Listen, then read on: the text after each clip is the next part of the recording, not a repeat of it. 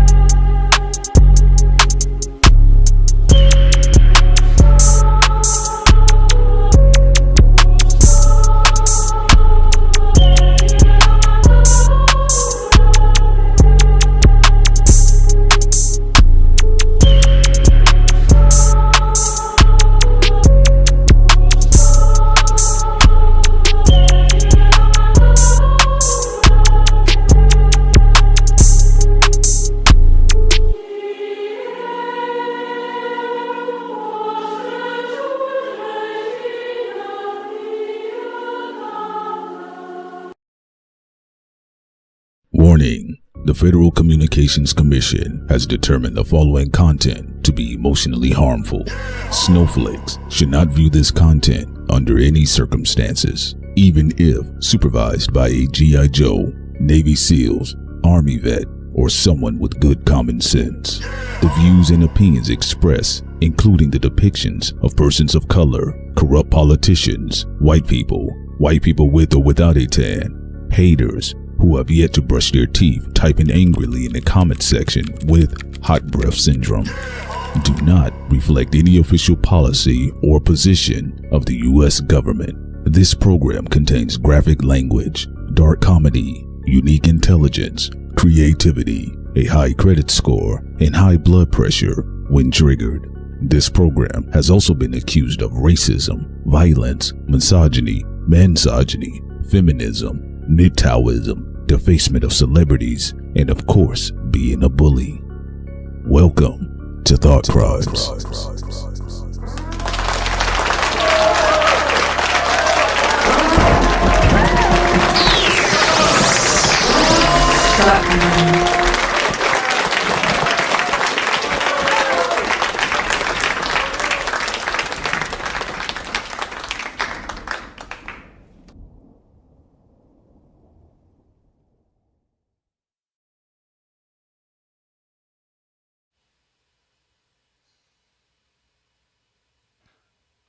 What's up, what is up, everybody? This is your man, P Solo, Prince Alwyn, back in the building again. You guys know what time it is. Good morning, everyone. Good morning, too, by the way. Hope you guys are doing fine. Let's see here what we got real quick.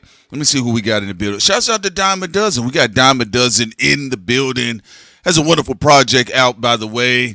He has to be talking about that good old-fashioned mascot in Michigan J Frog cosplaying, wearing Warner Brothers, too, by the way. So shouts out to you guys in the chat.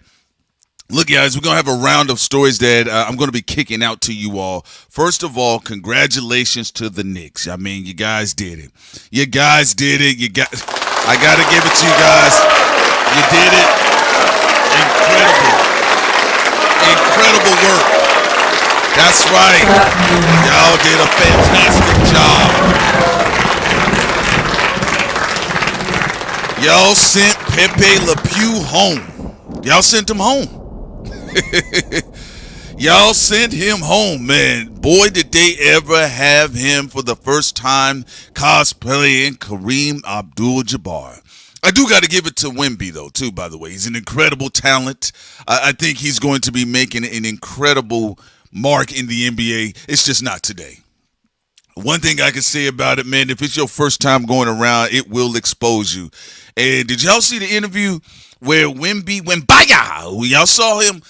He said, well, I just want to say, I'll see you guys later, maybe never. And I was like, oh, come on, Wemby. Don't do it, Wemby. Don't do it, Wemby.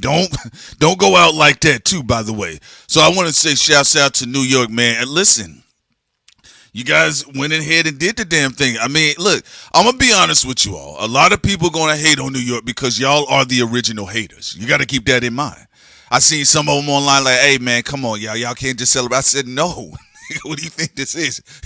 In New York. All right, y'all are the original haters. So, of course, with the victory comes along with the hate. But, look, I got to say this. Look, I think Wemby, I think he did a little extra when he pushed Homeboy's neck down into the paint. And I said, I don't know about that one, Wemby, because if you're going to have to rock it like that, you're going to have to wear it like that. So, definitely shouts out to you guys. What is it? They said, what is it? When was the last time? What was it? 57, 53 years or something crazy like that, right? They said the last time the Knicks won a championship, right? They said the last time they won, they said Richard Nixon was in office. Now that, to me, screams Illuminati. Now, I'm going to go ahead and say the Knicks should celebrate it, but we also must not deter from the fact, don't let this distract you from the fact that the Illuminati runs the United States. All right, Richard Nixon, Donald Trump. All right, but no, definitely, yeah, 1973, incredible, man. But I think it was an incredible final series. My honest opinion, I think it was one of the best final series since 2016. All right, yeah, 1973, y'all. That is crazy work. Crazy work. I mean, who was that? How old was Russell Simmons? What was he? 21 at the time? All right, yeah, man. Yeah, you said QDX music. You know, you might be right about that. Shout out, man. I just got to say on that one. Hey, listen. Don't let this distract you from the facts, y'all. The Illuminati runs the United States, okay? I got to say, allegedly. Yeah, so, I'm going to tell you, listen, I always sometimes like to see what do some of the losers look like in the post-game conference, And Wemby, look, I think his bubble got burst. There's a lot of hype around him. I think he's a fantastic player. He's looking like a once-in-a-generational player. But one thing that I am very much so satisfied with, I think my personal opinion, I like the idea that we're getting back to team ball. And what they were doing with Brother Brunson and what they were doing with Cat, how they was calling him soft and everything, this, that, of that nature. I like the idea that New York, the Knicks, played team ball. Look, I'm going to be honest with you guys. Y'all know me. Michael Jordan, Kobe Bryant, them guys are like, that's up in my top right there, right? LeBron, depending on what day I'm irritated or not irritated with him, he makes it into my top. But there's some days I'm like, nah, hell no, get that nigga's hairline out of here. He's getting on my nerve, right? But I think we're getting past the celebrity ball.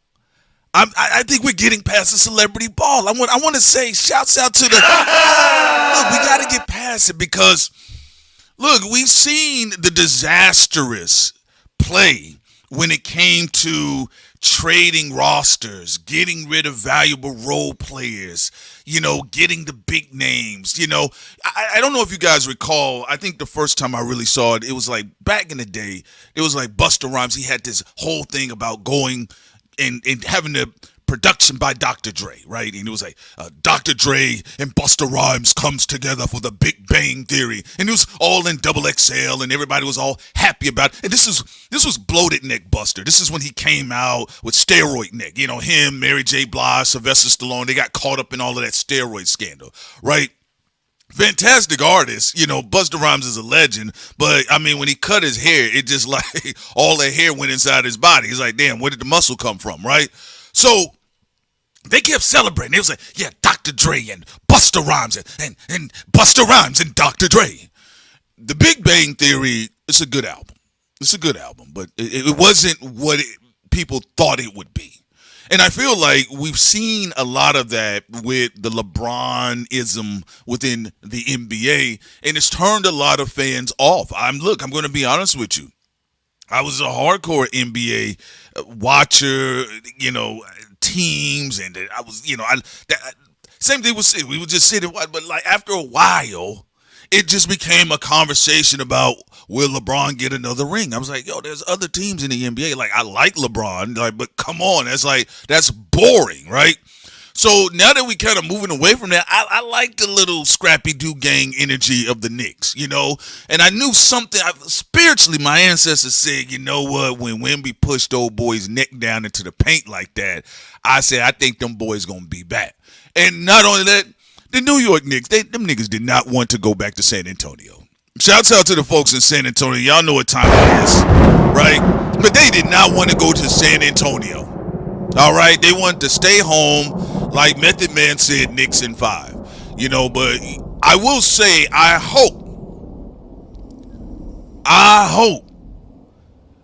really hope that Wemby doesn't shape up to be a tall crybaby in the NBA. That's my personal opinion. I think he's incredible. I think what I see from him is wonderful and promising. But also, I'm seeing a little bit too much teardrops. I'm seeing a little bit too much Murder Inc. Ja. I think the rain is calling murder. I'm seeing a little bit too much of that. My only thing about Wembaya, you can't be out here elbowing niggas in the back of the neck and then cry. Y'all saw that? Y'all saw that shoulder roll he did when he walked past old boy, had his whole shoulder all up in that boy's nostrils. Right? So I didn't like that, right? I was like, come on now, Wemby. We can't be getting into that. So, yes, definitely hats off to the Knicks. I will eventually open up the phone lines and any New York affiliates or any mad, angry San Antonio Spurs fans. And, the Spurs got a legacy. Let's not stand on ceremony here. It ain't like it's a trash legacy. Wemby will have to live up to a real legacy. He's going to bring a chip home at some point, but it won't be this year, all right? It's not this time around, all right? So now you got Nas on stage. You got Alicia Keys on stage.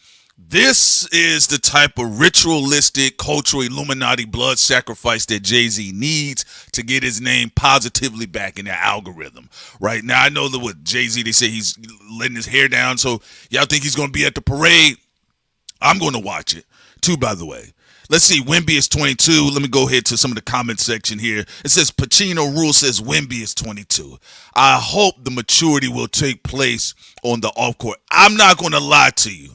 Yeah, I do want to see more maturity. He disappointed me when he didn't say, I messed up the day. It's all on me. That's what I wanted to hear from Wemby. I didn't want to hear nothing about your feelings.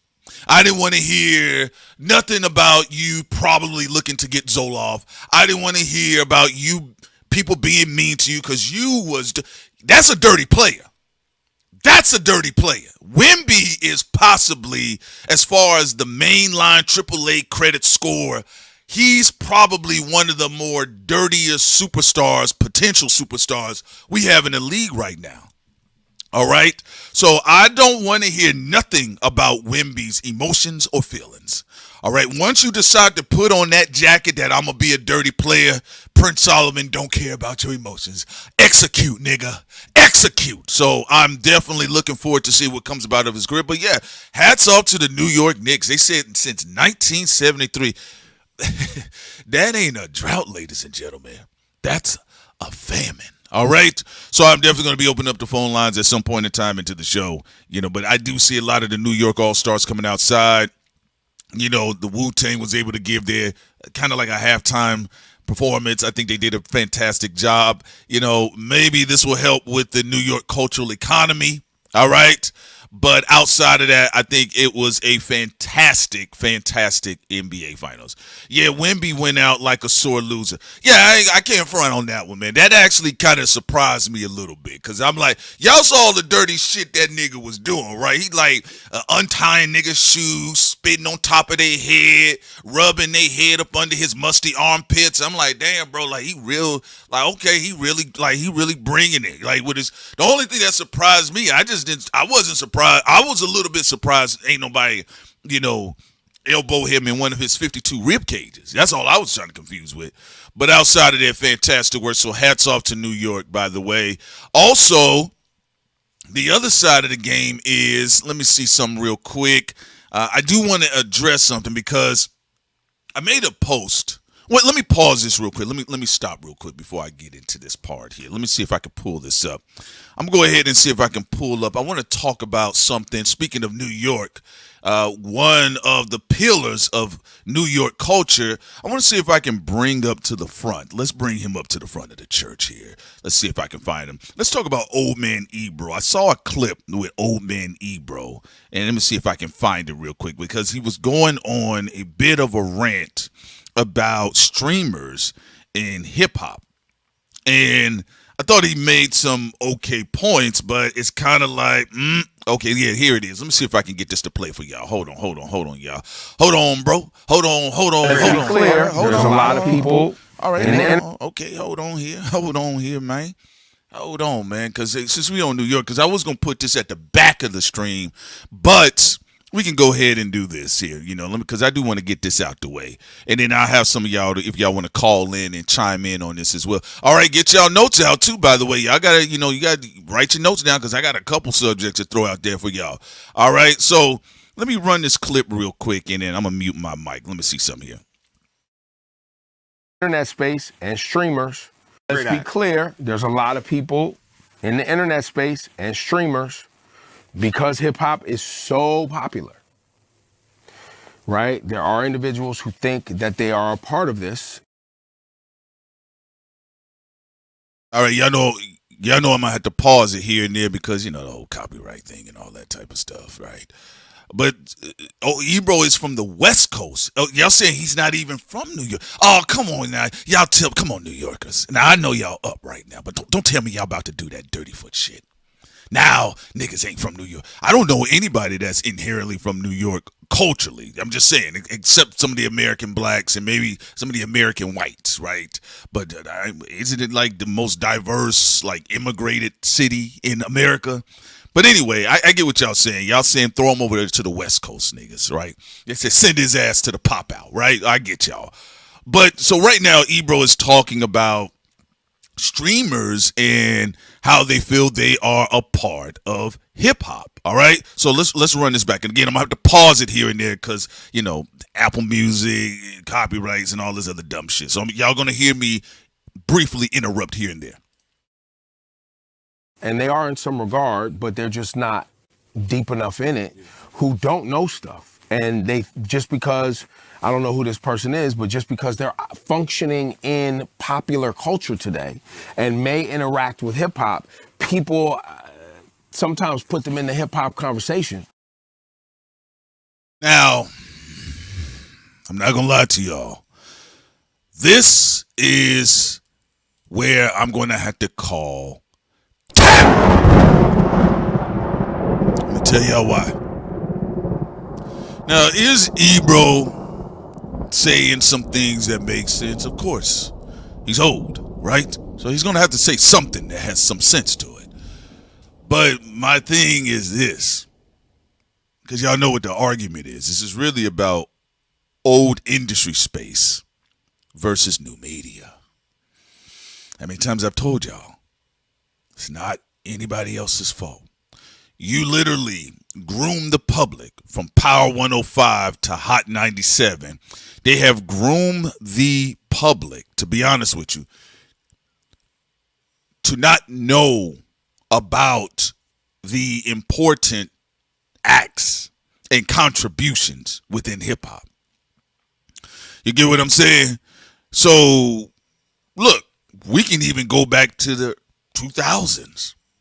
You know, when they had Dead Prez putting out quality albums, Let's Get Free is a classic. It's a hip hop classic. All right, we got to talk about it. Let's Get Free is a hip hop classic, so we gotta own that one, right? We gotta give it to M1 and Stickman. Well, if I recall correctly, the radio stations was playing ringtone rap. All right. Shouts out to the Stanky Leg Boy. Shouts out to Soldier Boy. I rocked with them, but also those are only rappers at the time that the radio rocked with, including Hot 97. Remember now, back in the day, even when Joey Badass was really putting out his critically acclaimed pieces, see, everybody dump on JoJo right now because, you know, he all on Twitter and he did the whole thing where he was battling 20 West Coast people and all this other stuff, right? And, you know, it comes with it post 2024. So that split hip hop, all right? Hip hop would never be the same again. They'll never look at Drake the same, and they'll never look at Kendrick the same. Both fan bases got to get over that shit. They get irritated, but nigga, that's what happens when two crews go to war, all right? Where we from? All right? Where we from? So, before Joey Badass tossed his hat in the ring and said, I want to battle Kendrick, Joey Badass was putting out beautiful artwork. Joey Badass was putting in beautiful records. New York said, nigga, please. We about to play us some Hurricane Chris like you bringing up in the chat, Black Star. We about to play us some Lil Boosie. We about to play us some Webby. We about to play us anything that'll get us online. Hell, we'll play even Daddy Yankee. All right? So we got to be honest with ourselves in this conversation. You know, yeah, Ebro has a point, but then he don't. In fact, 50 Cent and Ebro, they were pointing their guns at each other when they were talking about who destroyed New York hip-hop. Now, even though Ebro gets criticism, or I have my criticisms of Ebro, I don't think singularly that the man destroyed New York radio and New York hip-hop. I look at program directors. We look at the crackers and the financial backers. We look at the people that they kowtow around, basically the people that fired them. So, yeah, he has a point about the streamers, but these streamers grew up in an era where corporate radio intentionally subverted hip-hop. You get what I'm saying? So now that, you know, there's academics out there. There's Neon. There's Neosporon. There's all these random Indians and niggas out here. Now that we got these people out here and they're generating more views, they're getting more cash, or they're at least able to eat outside of the system. Look, man, I don't feel like hearing any Clint Eastwood speeches. Y'all know how I am. I don't like it when you try to do good after you don't have the power. The universe and God wants you at your prime. He can't do nothing, or she, however you believe in it. They can't do nothing. The ancestors can't do nothing with you when you depowered. All right? It's like somebody on their deathbed talking about, I'm ready to do right. It's over for that boy. Now, do I think Ebro has a valuable voice in the culture? Yeah, absolutely. And I think it's valuable enough for me to disagree with. All right? Just because niggas don't like a lot of the niggas running around don't mean I have to agree with a fallacy. You know, at one point in time when they actually had all the attention that they needed, when they had the culture behind them, even with a black ass president with blue lips, they still opted in to not really go into the trenches of hip hop, right? Which is why, because it wasn't curated correctly when they had the power, it's one of the reasons why little kids was standing with their arms crossed like, who is Redman and Method Man? And Method Man said, I'll never come back to Summer Jam. That's cultural karma, ladies and gentlemen. You can't say, oh, why the babies cutting up now, why they burping on themselves, why they can't read, why they don't know why they don't know they prime numbers, why they don't know they integers, the negative, why they don't know these things. Well, that's because that's how y'all parent the kids, all right? We got to be honest with ourselves about this.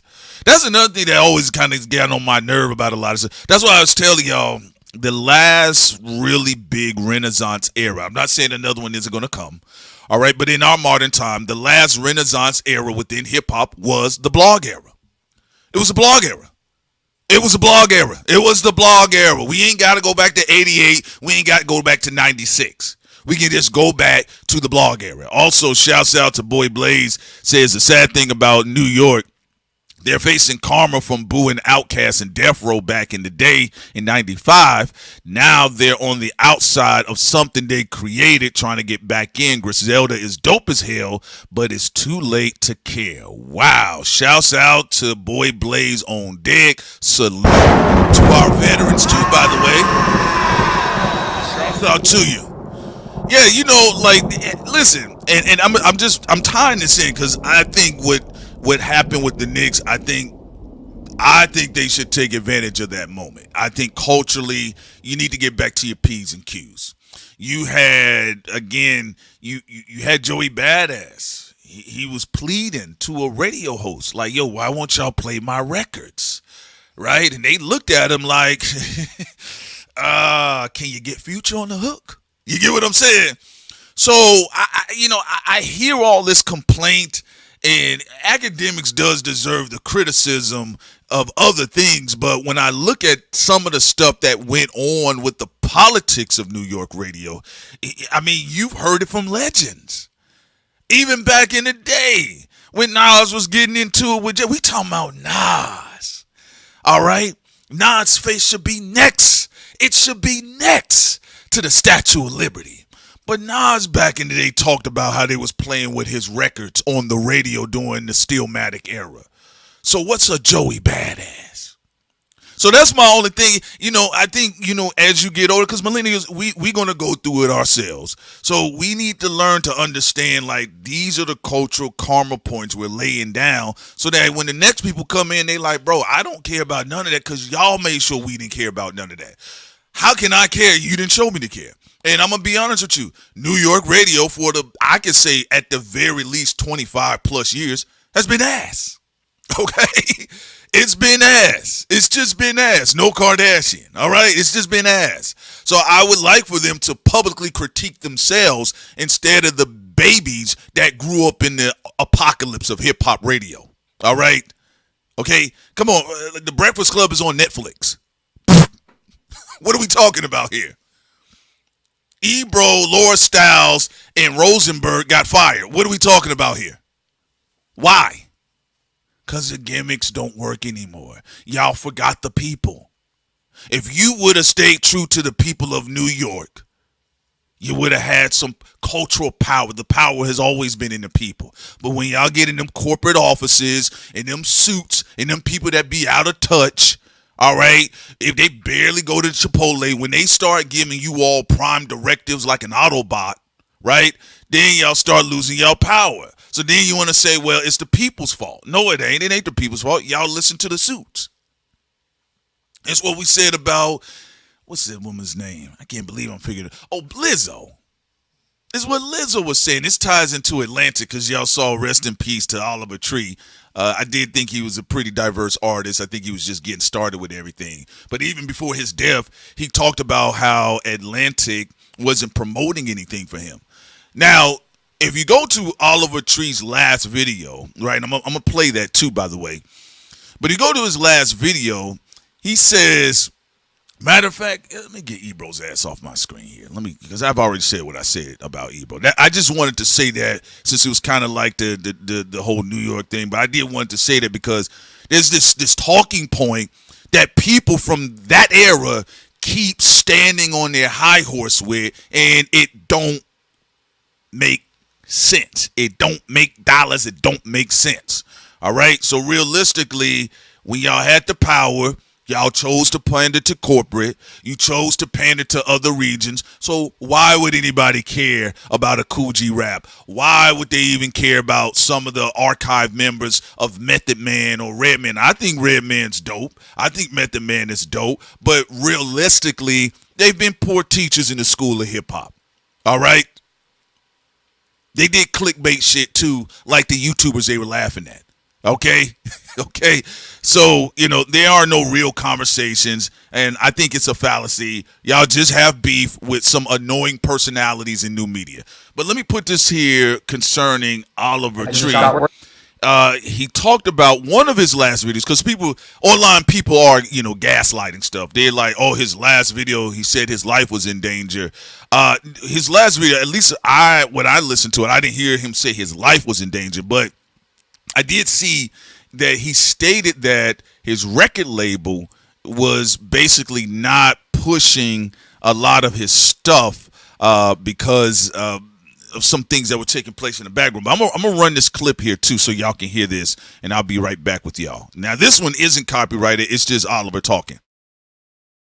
I just got word that my album is no longer coming out. Love You Madly, Hate You Badly is officially canceled, and I'm parting ways with Atlantic Records. Behind the scenes has been nothing short of a nightmare. I have no marketing budgets for music videos, no digital ad spend. Nobody really cares in the building, it seems like. I made a lot of money for Atlantic Records, and they don't seem to remember that.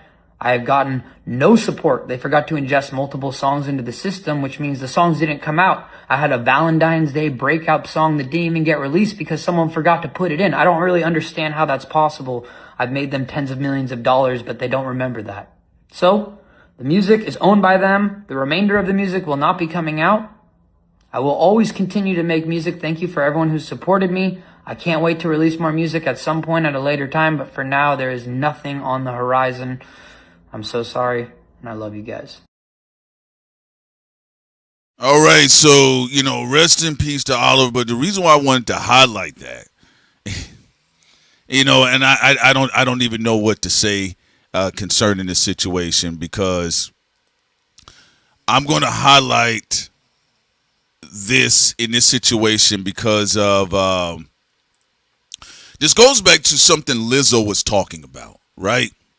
So you guys remember Lizzo said that one of the reasons why she's not as big as she used to be is because of the internet, right? And then she talked about beefing is, it's more lucrative than just simply making the music and yada, yada, yada. Now, humans, we love conflict, all right? People do love conflict, right? That is true, but that ain't what's going on with Lizzo. The real issue is, like I said about Ebro, you guys don't point at the corporate heads. The real issue is that Atlantic is firing and has been firing a lot of people since last year. All right. Atlantic doesn't have the money to promote anything. Listen to what Oliver said shortly before his death. He said he was just informed that his album was not coming out. Oliver had one of his videos had over 464 million views, ladies and gentlemen. Now, he didn't cry and say, well, it's because I'm not beefing with anyone. He says, I was informed. He's speaking directly about Atlantic. You know, that's what I said. There's a sub layer of like, when you are black anything, black hyphenated anything, you're either bold or you're going to be fearful. Lizzo was fearful in the moment. She didn't want to say, look, it's Atlantic. Y'all saw they had Lizzo and Cardi B selling their albums door to door like Girl Scout cookies, right? Oliver just said that, hey, bro, they're not putting out my album at all, right? They're just not being. There's no marketing budget behind it. He said that nothing's going on, like nothing makes sense. Correct. Well, also you got to keep in mind who had been over Atlantic Record, Elliot Grange, right? Am I correct? So let's see. Let me put this up so y'all can see. Let's say Oliver Tree's last statement here, because I know people was clickbaiting and they was like, oh yeah, he said his life was in danger. Look, I don't know what happened, to be honest with you. All I know is that he and I believe an Argentinian YouTuber died in helicopter, a mid-air helicopter collision. Let me see something here. I'm gonna put this on the screen for y'all. Boom. Oh, there'll be more in sin. I gotta get shouts out to Be More in Sin. Also, by the way, Be More in Sin did do a wonderful job.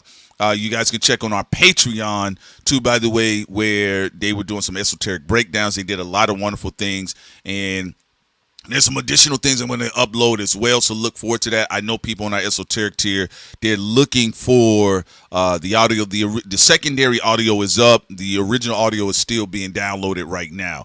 So appreciate you also. Hats off to them. They did a fantastic job. Y'all remember, y'all get out there all the times. Be more and sin. But here's the thing, too, by the way. I want to say this. So he put this up here, and I'm going to let this play one more time so you guys can see what goes on here.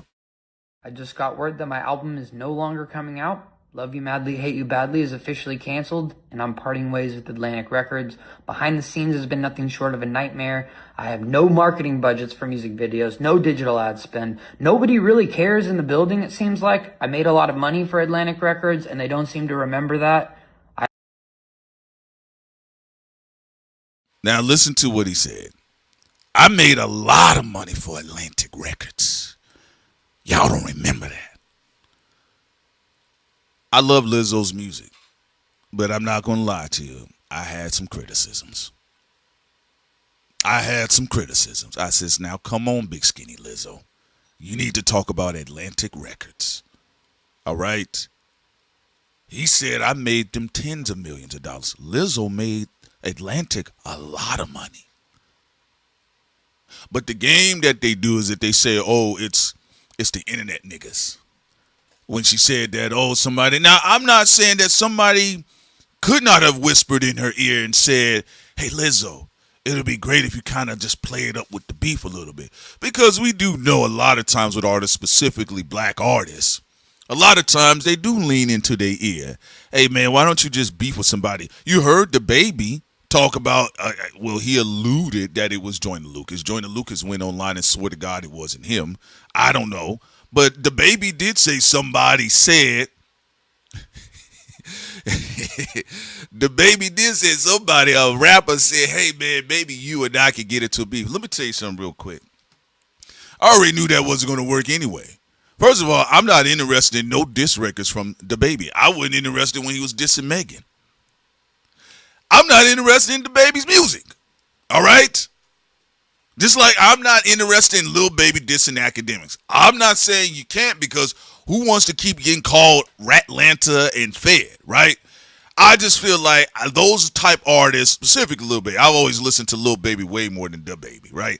But I don't want to hear that shit from them. But people do tell these artists, play it up a little bit. Now, Stripe says Lizzo trying to not end up like Dog. I know, I get it. But, Lizzo said this before this happened with Oliver here, right? So who knows at this point in time? All right. Let's see here.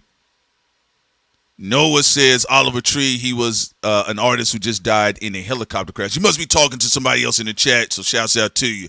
But yeah, listen to this stuff here. Let me just get into this real quick. I've gotten no support. They forgot to ingest multiple songs into the system, which means the songs didn't come out. I had a Valentine's Day breakout song that didn't even get released because someone forgot to put it in. I don't really understand how that's possible. I've made them tens of millions of dollars, but they don't remember that. So the music is owned by them. The remainder of the music will not be coming out. I will always continue to make music. Thank you for everyone who's supported me. I can't wait to release more music at some point at a later time, but for now, there is nothing on the horizon. I'm so sorry, and I love you guys.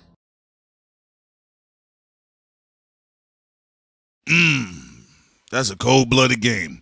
So rest in peace to Oliver Tree, man. Unfortunate. I did like the pitch frequency of his voice. I thought his videos was funny, humorous, energetic. Shouts out to Ariel Smoke. I remember one time doing a Patreon live stream, he did ask for us to play one of his videos, so I thought, he definitely had hilarious, quacky humor. But as you heard what he said they own the label, they own the music. And this is stuff I'm talking about, shouts out to Strab. I appreciate you very much here. Stribes, by the way, Stribes of Vision. I hope I'm saying it correctly. See, but this is why I said I was going into the Ebro conversation. Remember, people just want to blame other people that they feel don't have the power, right? So it's the new people in media in a decentralized market. Decentralized also means deinstitutionalized. So that means there were failing institutions, number one. All right? Decentralized markets, that means something of authority or some things of authority had to fall. They had to have failed, right? So people are coming up out of the ashes. They're running their own podcast. They're on YouTube. They're on Spotify. They own all this other stuff right there. And people just doing their own live streams, right? But like I said before, they don't ever talk about them corporate bosses, right?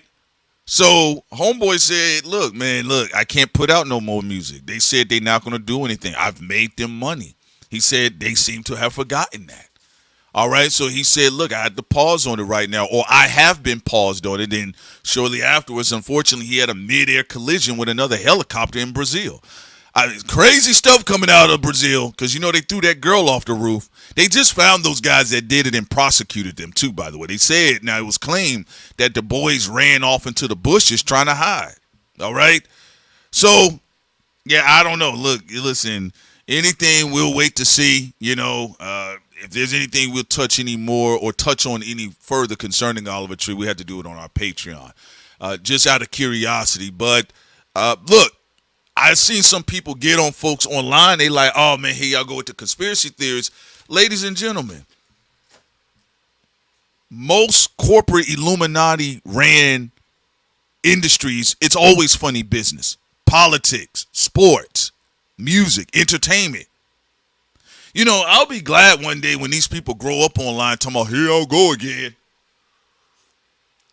As if we didn't have JFK had his top removed like a convertible in front of everybody. And everybody talking about it was a magic bullet theory. Come on, let's get out of here with that. We got to grow up now. We have to grow up now. All right. So I do think that's a bit interesting that when Oliver was speaking about Atlantic, he was speaking directly to Atlantic and about Atlantic versus like Lizzo is like, it's kind of like the blackies. They kind of like to see black artists fight, or it's kind of like people online. They just, they wanted me to beef with people. They was like, play up the Kendrick and Drake thing, at Punch, at Jay-Z, at Champagne Poppy. Like, hey, man, nobody wanted to hear that. Like that. That's the advice you listening to, Lizzo? Then I can get you to donate to Thought Crimes. All right? I mean, come on, man. Like, what are we talking about here? Nobody interested in that. Those shenanigans. They said up there like somebody really pressing you to star Death Row versus Bad Boy 2. Lizzo versus SZA. Let's fight in the street, bitches. Like, come on now. Stop it. All right, so the next order of business that I do want to jump into, too, by the way. So on Patreon, this is kind of more of like a disclaimer here. So on Patreon, I made a post about Klay Thompson allegedly calling Megan Thee Stallion ghetto. Some insider said that Megan Thee Stallion was called ghetto by Klay Thompson, and that it was kind of like I made the post, and let me put this back on the screen for y'all. So I made the post, and I'm gonna be honest with y'all. So all I did was just address it, right? I just made a post about it. It was nothing out of the ordinary that we normally do. Just made the post and kind of moved on, right? So we had people online. We had maybe one person that was acting like just an idiot on the Patreon, just adding people, crying, called us with Black Urban Media, called us something else too, by the way. Look, I'm going to tell you something real quick. Folks going to have to grow up, all right? Now, I know damn well I do not care. Now, my mindset is this concerning Megan Thee Stallion allegedly being called ghetto by Klay Thompson. I'm going to tell you something real quick. If anything goes on or is going down with that story, that's a bad look for Klay Thompson. Number one. All right. Somebody got in their head that you guys were calling Megan Thee Stallion ghetto and you were being anti-Megan. Number one. And number two, I work for myself. Sin works for herself. All right. That's number one. And number two, you got to understand. I work for myself. All right.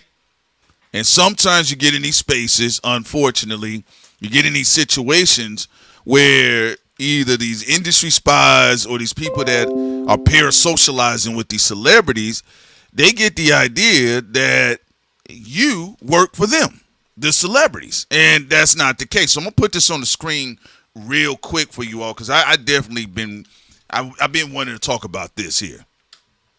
All right. Let me see if I can find it real quick because this was proliferated by the Daily Mail. Let me say something here quick because we're about to get an education today. All right. So we're going to get into the politics of the industry. All right. Let me see if I can find it. Here we go. All right, let's go. Let's get into it. Let's do this shit. Let's do this shit. What they say, top of the morning, top of the morning, top of the morning. All right, so let's get into it, right? So let's see if I can get this on the screen for y'all. All right. Let's go. We're going to go boom, boom, boom. Let me switch it up. Hold on. All right. Let's be more and seeing stuff from, again, the esoteric tier. Y'all get a chance, check that out. Firework that they did. But I want to really, really break this down here because made the post did not really let me tell you this. It's not that I didn't expect it. I wasn't thinking at the time. And what I mean by that is that I forget a lot of times when we post anything about Megan Thee Stallion, controversy ensues in the chat. All right? Controversy ensues in the chat, in the comment section or whatever. All right? And Megan, the Tory Lanez thing, it's always been a hot button issue. Is actually what's contributing to what's been going on right now with all of this Roc Nation shit. And even it bleeds into the Kendrick and Drake stuff. So it's really like a big deal, right? So in that process, all right, so I made a post. I wasn't thinking like I did something wrong because I didn't do anything wrong, all right? But let's go ahead and get into it real quick because we need to understand what media is, right? So what happened in the process, I posted this story here. Wasn't written by me, okay? It wasn't written by Sin either, all right? We do write our own stories, but this wasn't written by us. And this was about, let me see some here if I can. All right. Let me see some here. Well, so the whole story is, the thing is, it was about Megan Thee Stallion. Some insider said that Klay Thompson said that he was tired of Meg Thee Stallion's ghetto-ness and that she was obsessed and paranoid about Tory Lanez, right? So I posted it and kept it moving, right? Anyway, I mean, it was like, hey, man, I'll get back. Because I also posted the story about Savon and Elliott Wilson. It's kind of becoming a thing right now, too, by the way. Because all this shit, a lot of this stuff is either linked to the Roc Nation war campaign that's going online. And we told you, we broke that to you guys down in 2018. The rest of the culture has caught up. That's perfectly fine. We're going to keep things moving here. And then the other side of the game is tied to Kendrick Lamar and Drake. And I told you both niggas will never be looked at the same leaving that battle. It is what it is. It was a fantastic battle, but y'all damn sure know what it was going to be. So anyway, insider Megan Thee Stallion and Klay Thompson's relationship, his alleged slurs about her, claims of paranoia, and why they really split. So the issue, if you go through the article, I read the article, and basically they were saying that, Klay Thompson was sick of Meg Thee Stallion being allegedly paranoid about Tory Lanez, and that she was ghetto, she was loud, and all this other stuff, right? And the only thing I left there is that somebody did say, if you could promote it, or it'd be nice if you guys kind of speak about it. And Sid and I just said, no, I'm not interested, right? Nothing else. So you deal with cocky, weird stuff on the back end, but then you deal with some of these people that cut up. So we had somebody that was just cutting up on our Patreon. I'm glad if they leave. All right, I don't have time for that. Okay, now Sin was dialoguing with the sister in the chat and everything. This is stupid here, but I will address this on Monday.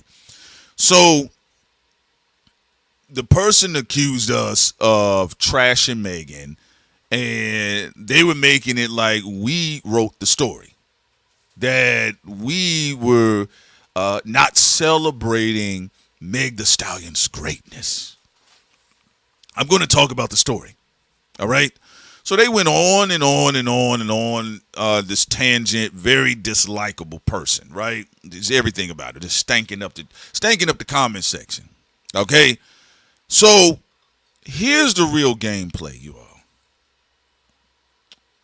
If you have heard this story and you read it, this is where the education comes in there, folks. Who looks bad in this situation? Megan getting called ghetto, or Klay Thompson saying that somebody alleging that Klay called Megan ghetto? Who looks bad in this situation? This is what I tell you guys about. Sid and I always tell you guys sometimes where folks either adjacent from the industry or directly from the industry attempt to lean in on you aggressively to try to press you into some bullshit. Please. You can't even pressure Congress into reparations.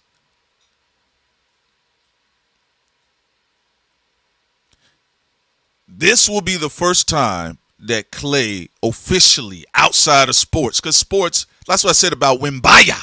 Stop crying, big nigga. You're a dirty player. Own it up, okay? Own it, nigga. You a dirty Dennis Rodman style lanky nigga, right? But Klay Thompson, this is the first time publicly outside of sport, his name looks dirty. No, I don't think it's both that looks bad. I'm not doing that. You got to not going on what you don't like or who you don't like. Because I know there's niggas, they don't fuck with Megan on no reason. That's fine. I'm not here. I'm not the police. All right? If you don't fuck with her, you don't fuck with her. But if you want to be real, this is why I said rap does distort how people view media a lot of times, because they view it through the lens of rap and sometimes the gossip tea culture. All right. And so then they have their bias there. No, it looks bad in a different circle for Klay. I'm not saying Klay said that. It could be a planted story to make Klay look bad. Keep in mind, it was Megan that went public and said that she don't mess with Klay no more. Nobody knew that they broke up. Megan said it. And then she threw some slugs. I think she said the wife shit is over, right? But up until then, most people did not have an opinion on Klay Thompson outside of sports.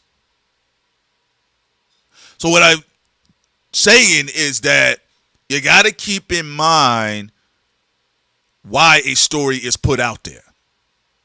An insider. Okay?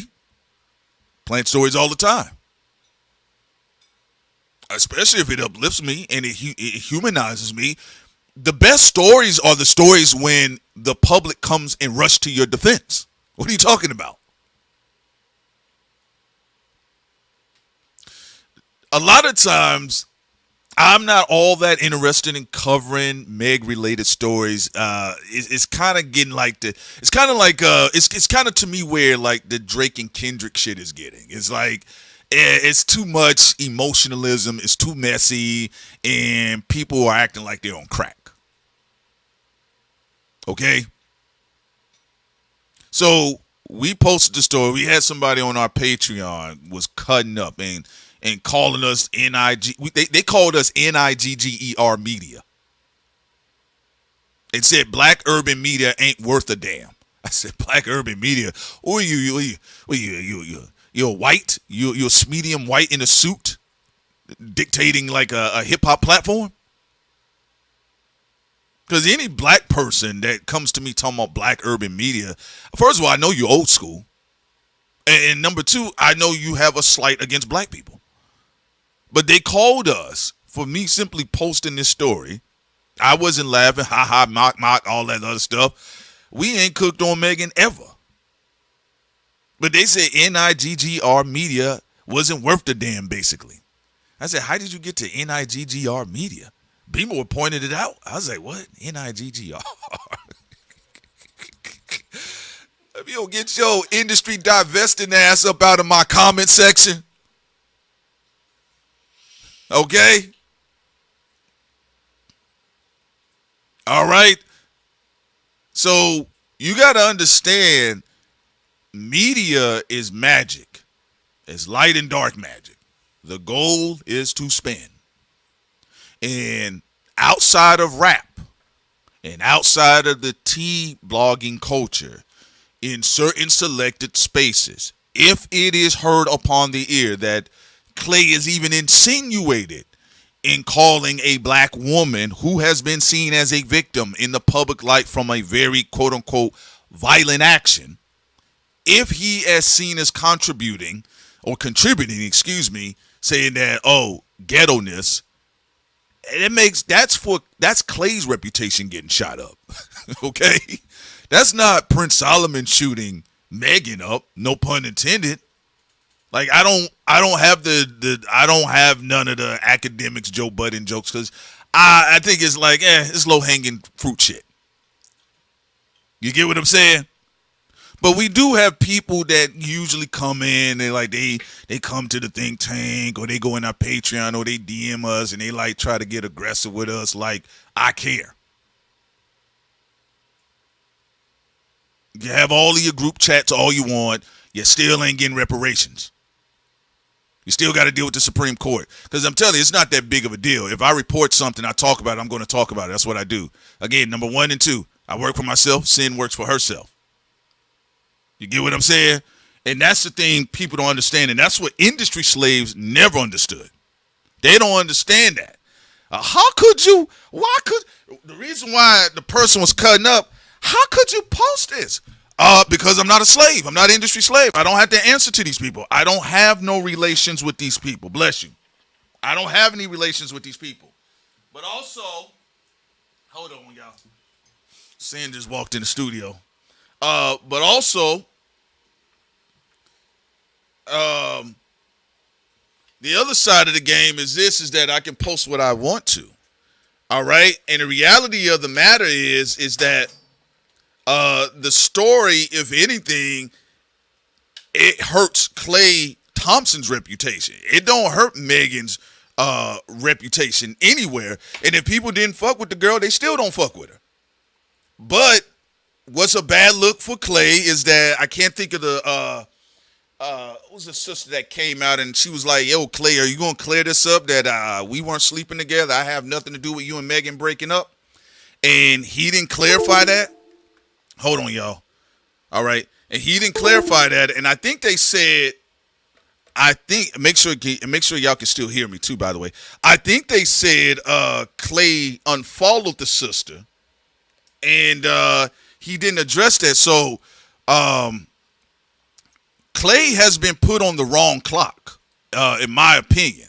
Now, I mean, I'm not saying it's the end of anything concerning Klay Thompson, but he'll be fine. But yeah, the person went online. They was cutting up. You can go now. They went all online and they called us NIGGR media and we attacking Megan. And good morning. Good morning. And good morning, everyone.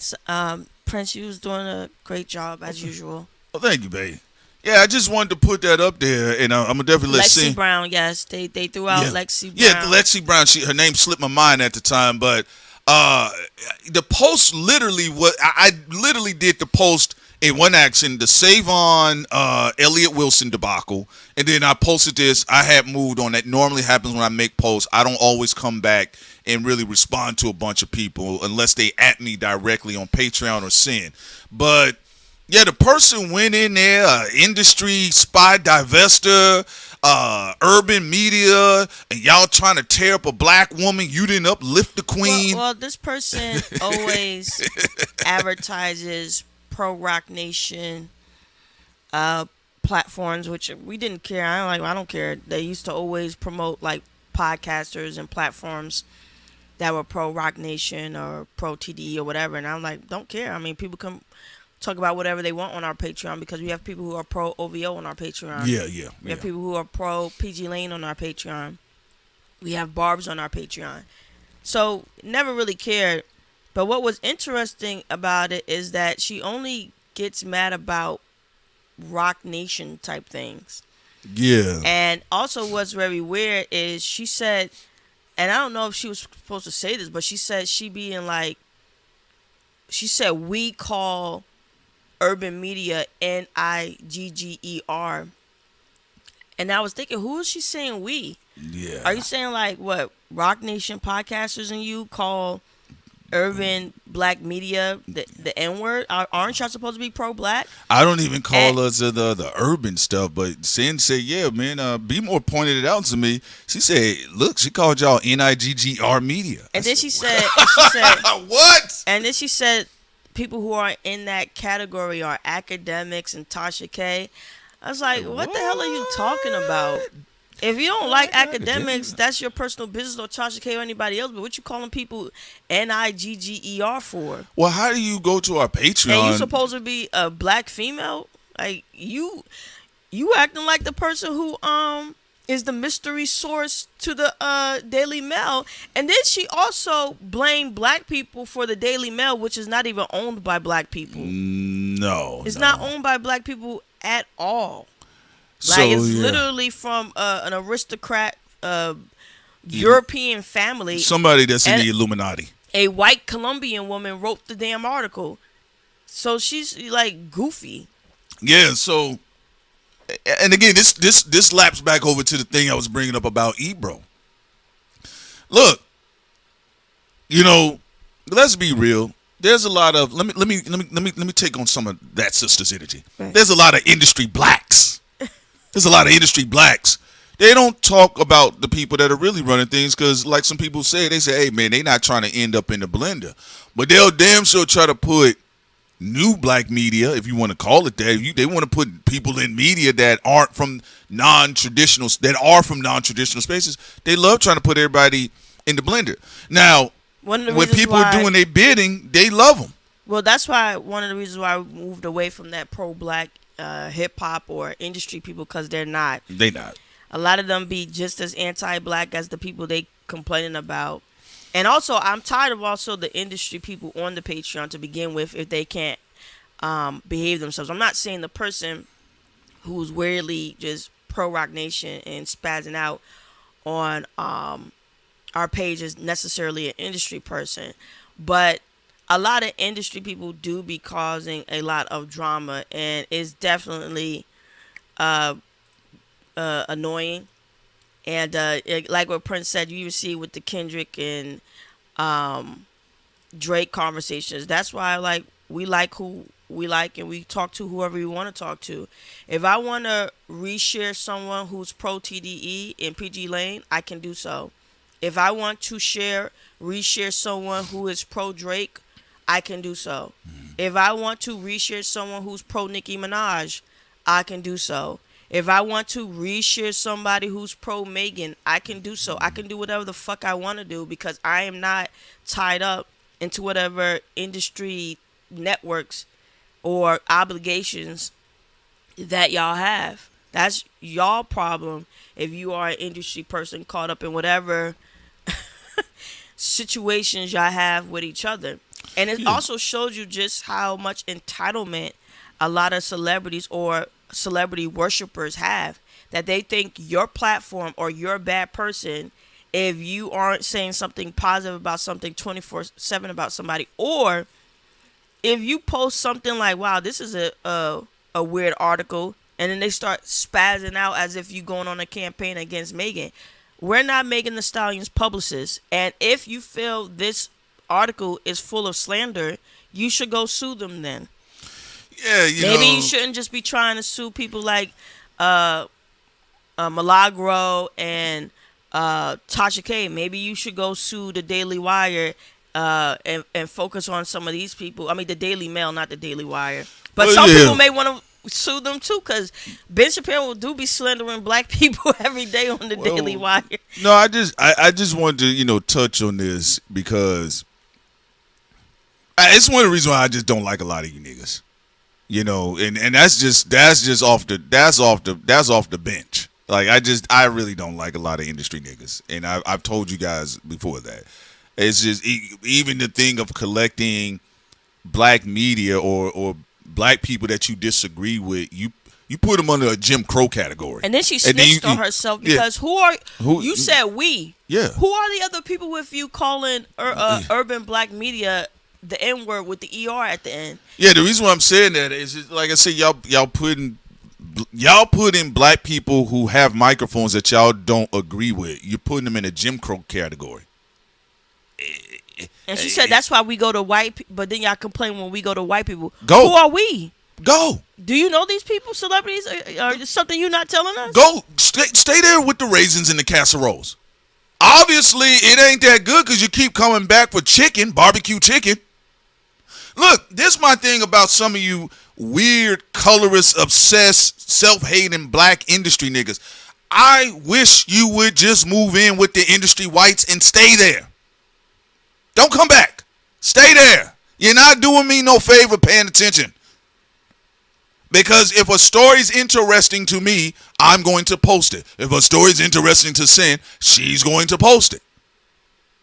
And I do want a lot of the parasocial people to move on from our platform. Yeah, bro, go. Man, and go. Also, you talking about we go to the whites, go live in the garage. That's where you're going to be at anyway. If you wanna, stay there. If you want to dedicate your entire life defending a celebrity or trying to take a celebrity out, that's your personal business. Go, man. Who tell you, the nigga? people in our chat, they can love Drake. Drake 7 loves Drake. Drake 7, even at the battle, was like, Thought Crimes, I fuck with y'all, but y'all going a little bit too hard on my boy. Never once made things personal about Thought Crimes. You have Lady Bell. She be 450 Cent. She agrees with us sometimes. She disagrees with us sometimes. She be like, fuck Roc Nation and 50 Cent. That's her guy.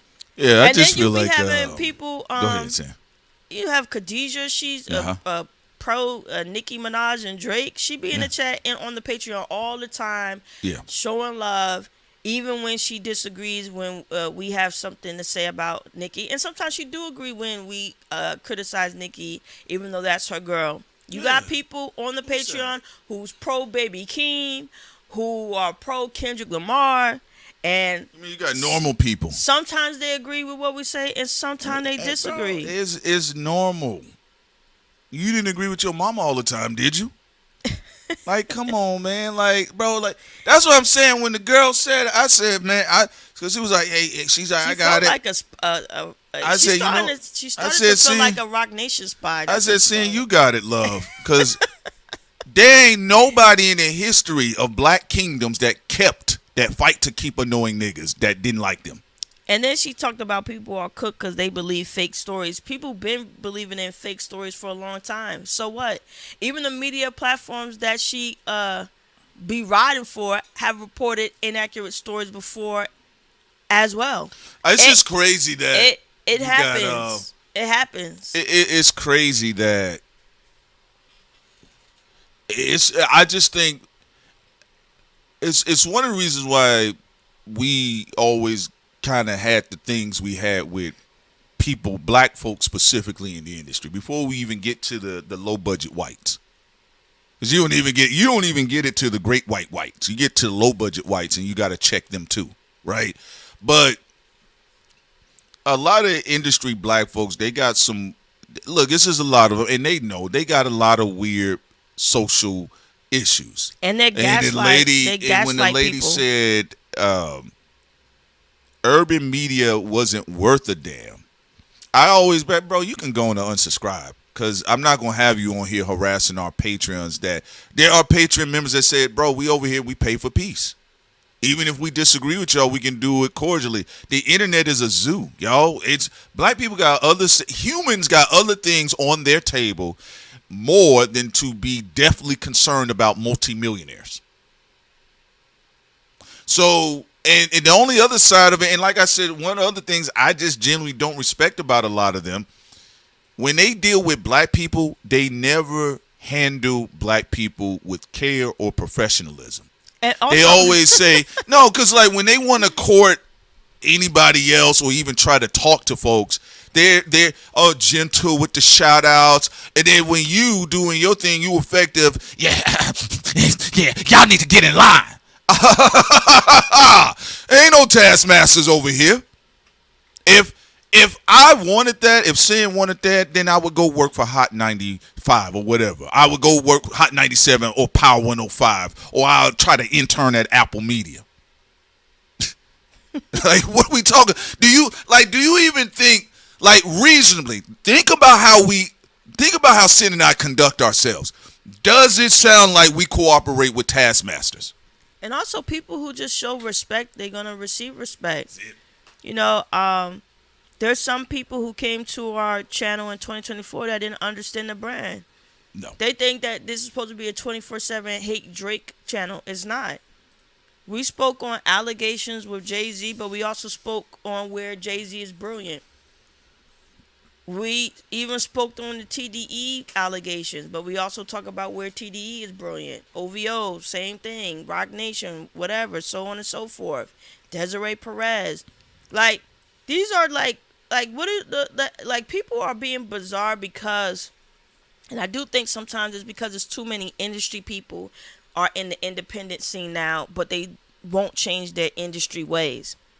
Bullying, trying to group force people to do this and do that. It's like, stop it. You know? And then also, sometimes we do change our perception on certain things. Because we like for example, even when we're talking about the white people in hip-hop, we saw some people give Fantano a pass. And you want to know what we thought about that? We like, you know what? And that's their right to. If you, with your free will, if you like Fantano and you feel, oh, you know what, despite his mistakes, you mess with him, well, a lot of people also going to feel the same way about What's the Dirt. Oh, you know what? Despite his flaws, I mess with What's the Dirt. Despite this person's flaws, I mess with Post Malone. I mean, we saw Beyonce hanging out with Post Malone doing performances and stuff. He said the N-word before. You had Waylon. He said the N-word before. You saw him walking down with Mike Tyson and walking down with Drake and all these other people. So I'm just tired of media hypocrisy in general.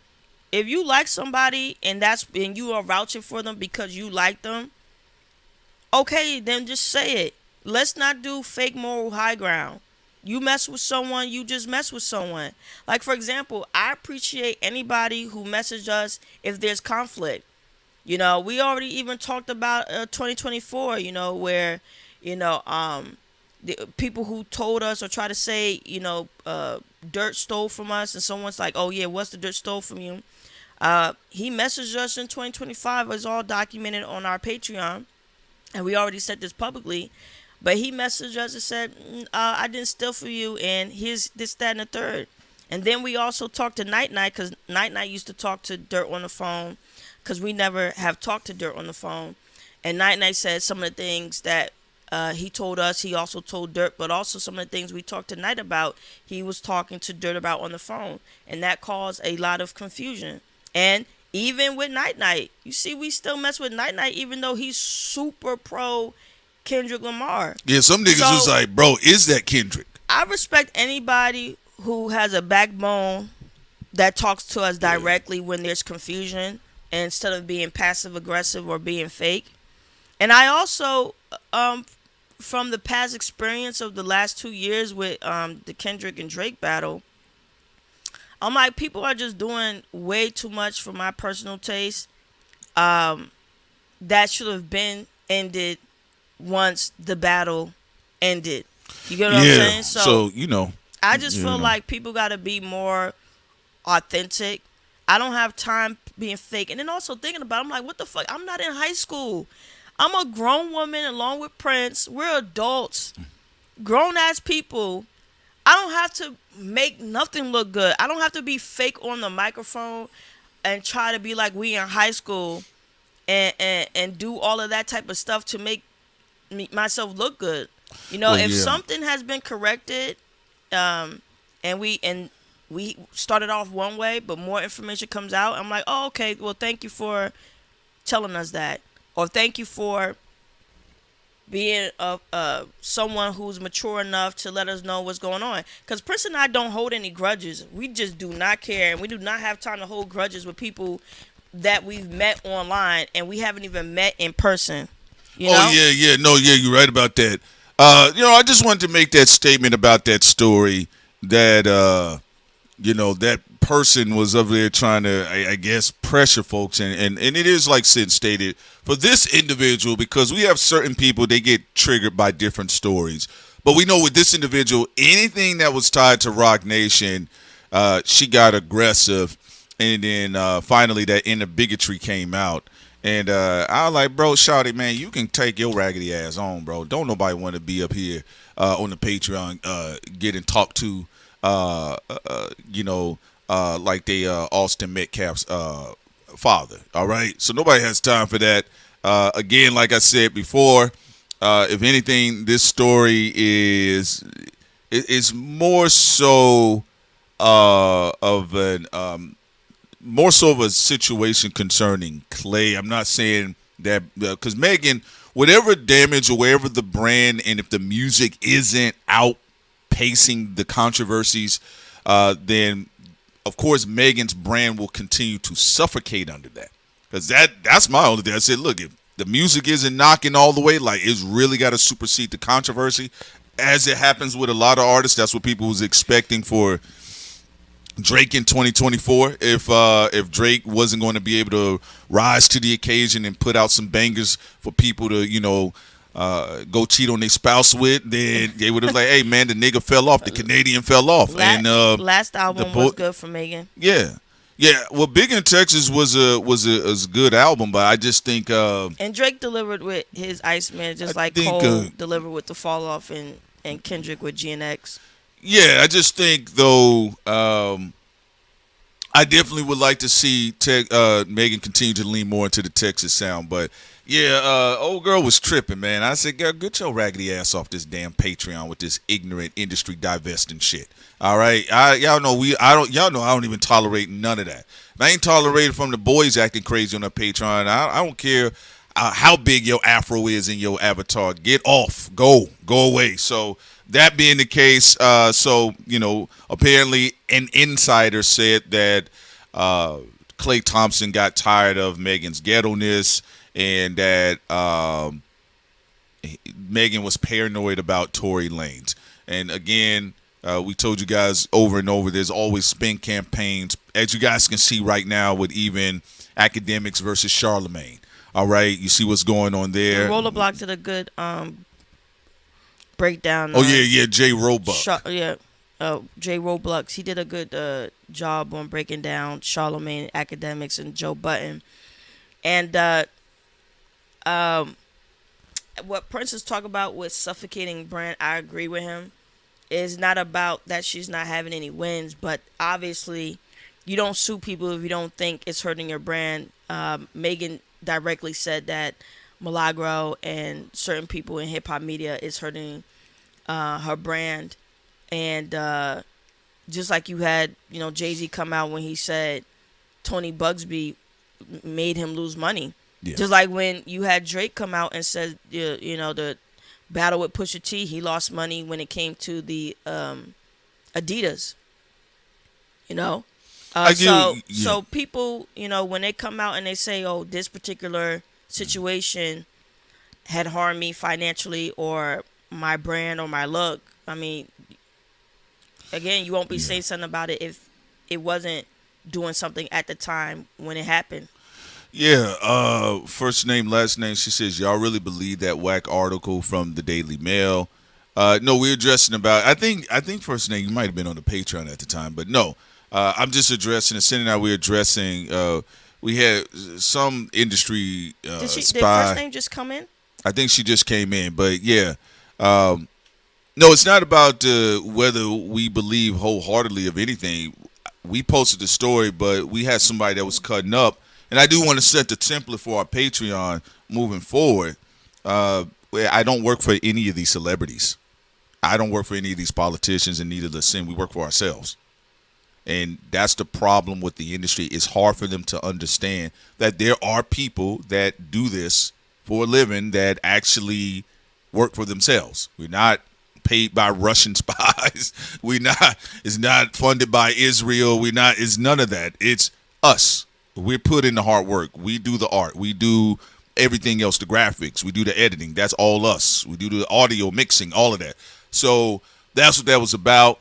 The Daily Mail could have just decided they wanted to eat off the clout, the story. That happens too. But also, you have situations where organizations, whether they're behind the artist or against the artist, they plant stories too.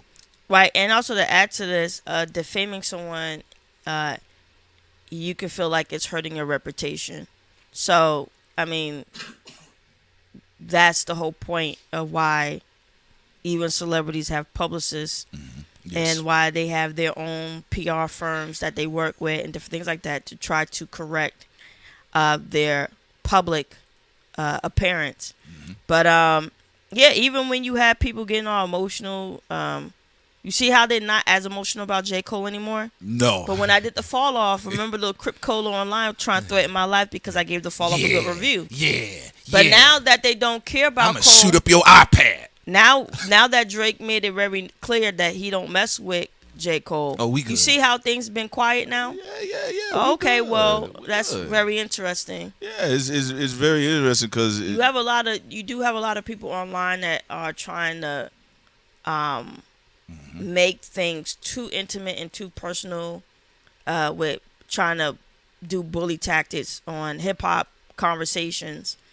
And it's just crazy. It's like you don't know these people. I feel like what is it when they say Viper stand back, like DMX said. And to your point, here's another awesome tidbit about how powerless some of these some of these industry slugs are.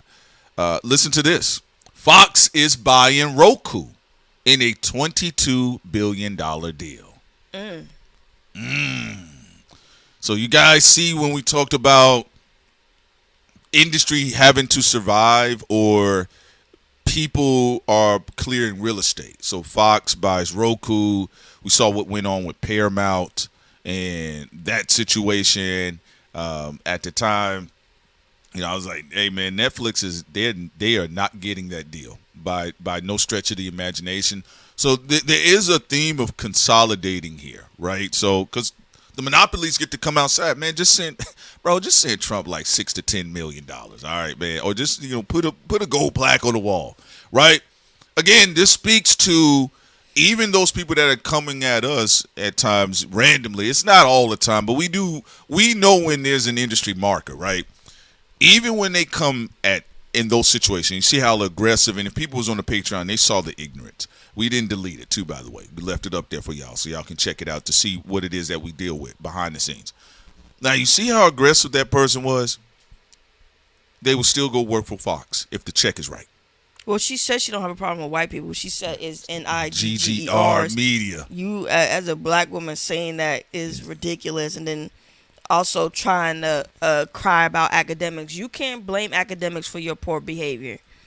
If you don't like academics, that's your personal. It's your personal problem thing, and that's fine. It's perfectly fine. But you saying you be in groups, you be with people talking about NIGGER media. That's wild. First of all, you exposing yourself too, because who are the we? Yeah. I have an idea who she's saying she's with, but again, I'm not going to blow people's spot up because nobody did nothing to me, so I don't care. But you talking about media, you talk about black people because a white Colombian woman wrote an article talking about sources that she wouldn't name or direct in any way. You know what's in real quick? That just shows you how mentally unstable she is, because she blames black people for what a Colombian white woman wrote. But hold on, real quick. All she would do too, by the way, if she saw her at the party as a socialite, she'd probably just hug and kiss her on the cheek. She would. Yeah, that's what I said, bro. Some of y'all, boy, y'all crazy. Y'all got it, but yeah, just to make that clear. Did she say that when? You know what? It don't even matter. Yeah, I just wanted to put that out there. To your point, Prince, we can say whatever the hell we want about whatever we want, as long as we don't cross the line over into lawsuit land, which we never do. So that's about it. I mean, we could say whatever we want, pro or anti. Who cares? Also, speaking of, like we talked about forms of censorship here, did you guys see they said on Instagram they took down the animated GIF of Drake when he did Where She At? All right, I'm just gonna put this on the screen for y'all. Wait, they took the animation down? Not the animation, the GIF where Where She At? Yeah. The music video. No, not the music video. You know when people the clip of the music video. Yeah. Everybody keep leaving that, so I'm gonna put this on the screen for y'all so y'all can see this. This is what we're talking about. Told y'all about them industry games. They said it has been removed from Instagram. Why? I mean, there are other wilder animated GIFs on Instagram. But this is what we talk about, how deep the industry games are. Is it true, though? Is this a true story, or is this one of them fake stories? Said it was true. I went to go look it up. Oh, this is Rap, what's it? Rap TV. Oh, Rap TV? Yeah. They said that it was getting flagged for harassment.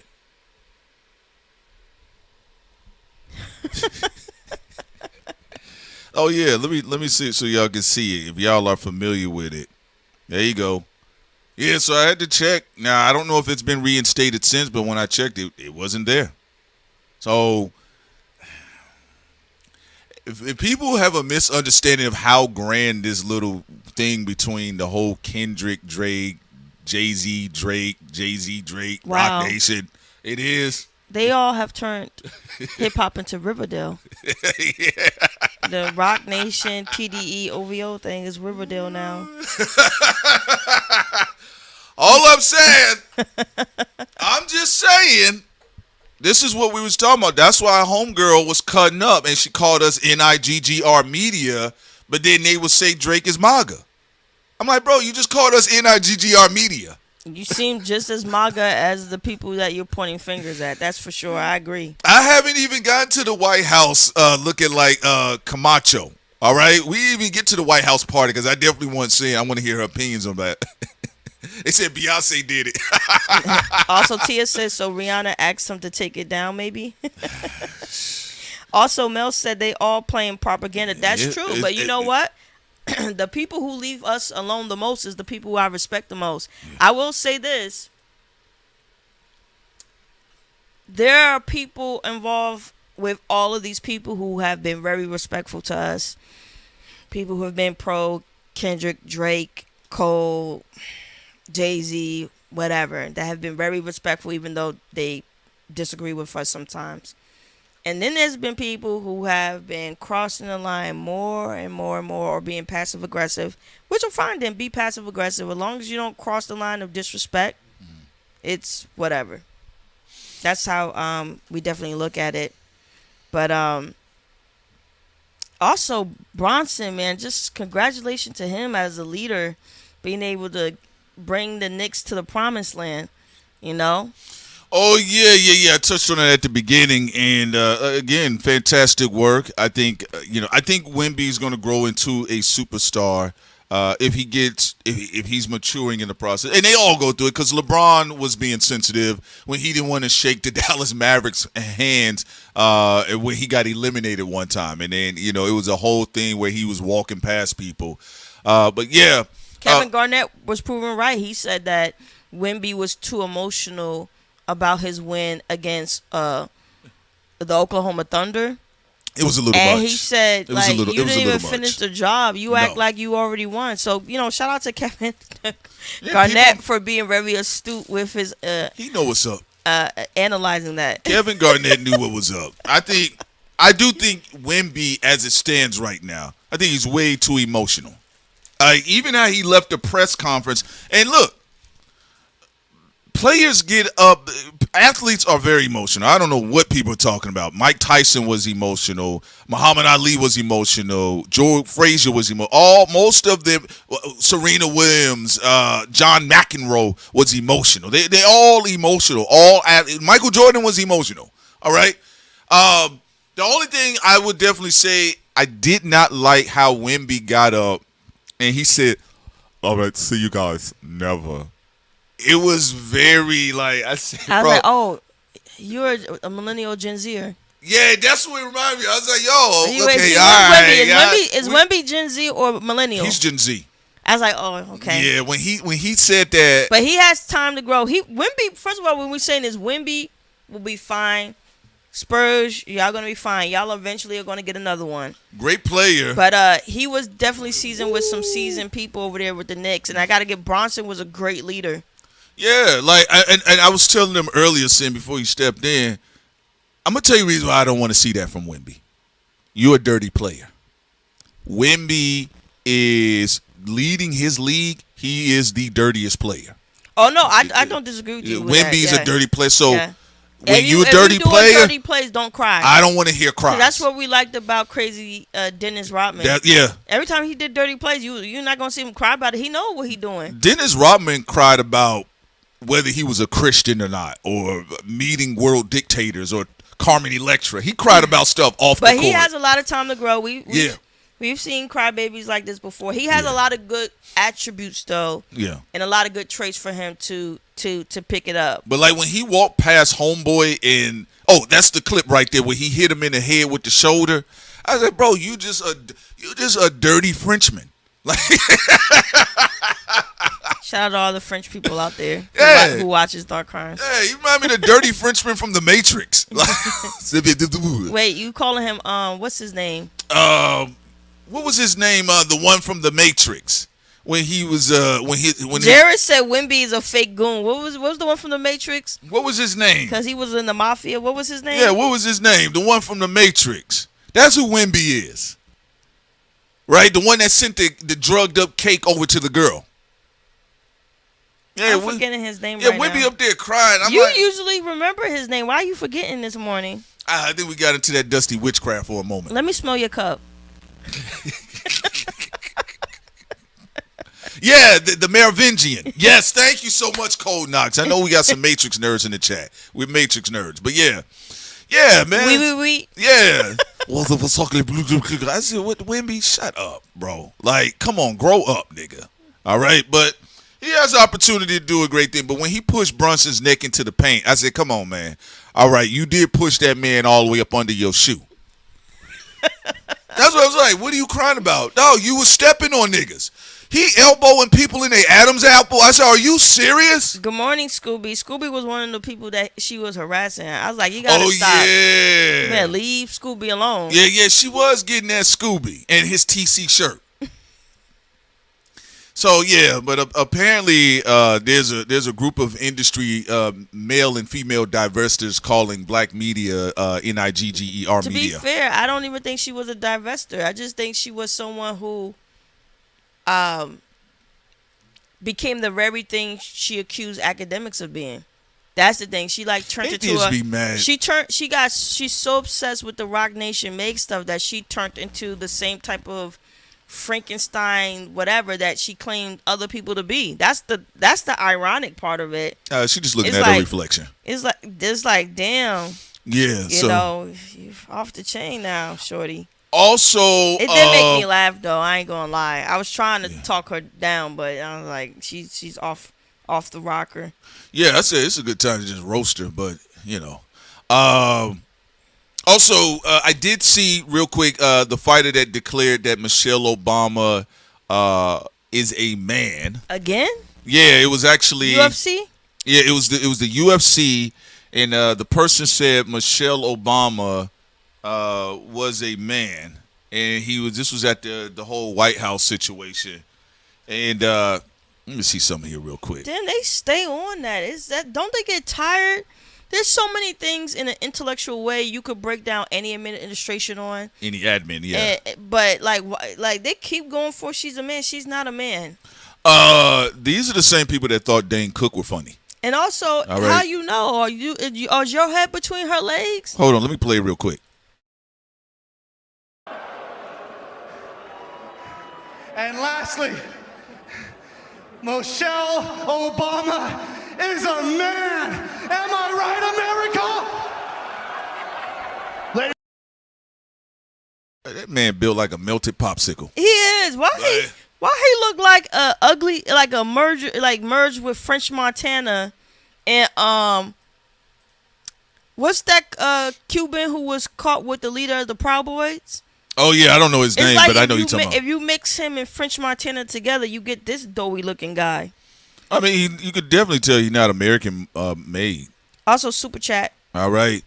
Shouts out to Ariel Smoke says, screw De'Aaron Fox and Mitch Johnson investigates both of them. I don't want to hear crying. R.I.P. Oliver Tree. Dude was very entertaining and always made me laugh. Shouts out to you. I know I was a big fan of him, man. Sorry about that. Also, just getting back to this real quick, because you know what? You look like he's related to DJ Khaled. Joe Rogan always reminds me he's shorter than I thought he was. He's like 5'4". You didn't know that? He's always looked like extremely And small. look at him. He only tanned his head, not his hands. That's funny. Now, again, he do look like French Montana. And look, I'm gonna be honest with you. I did look at a little bit of Trump's White House situation early this morning because I wasn't gonna watch it live because I just wasn't interested.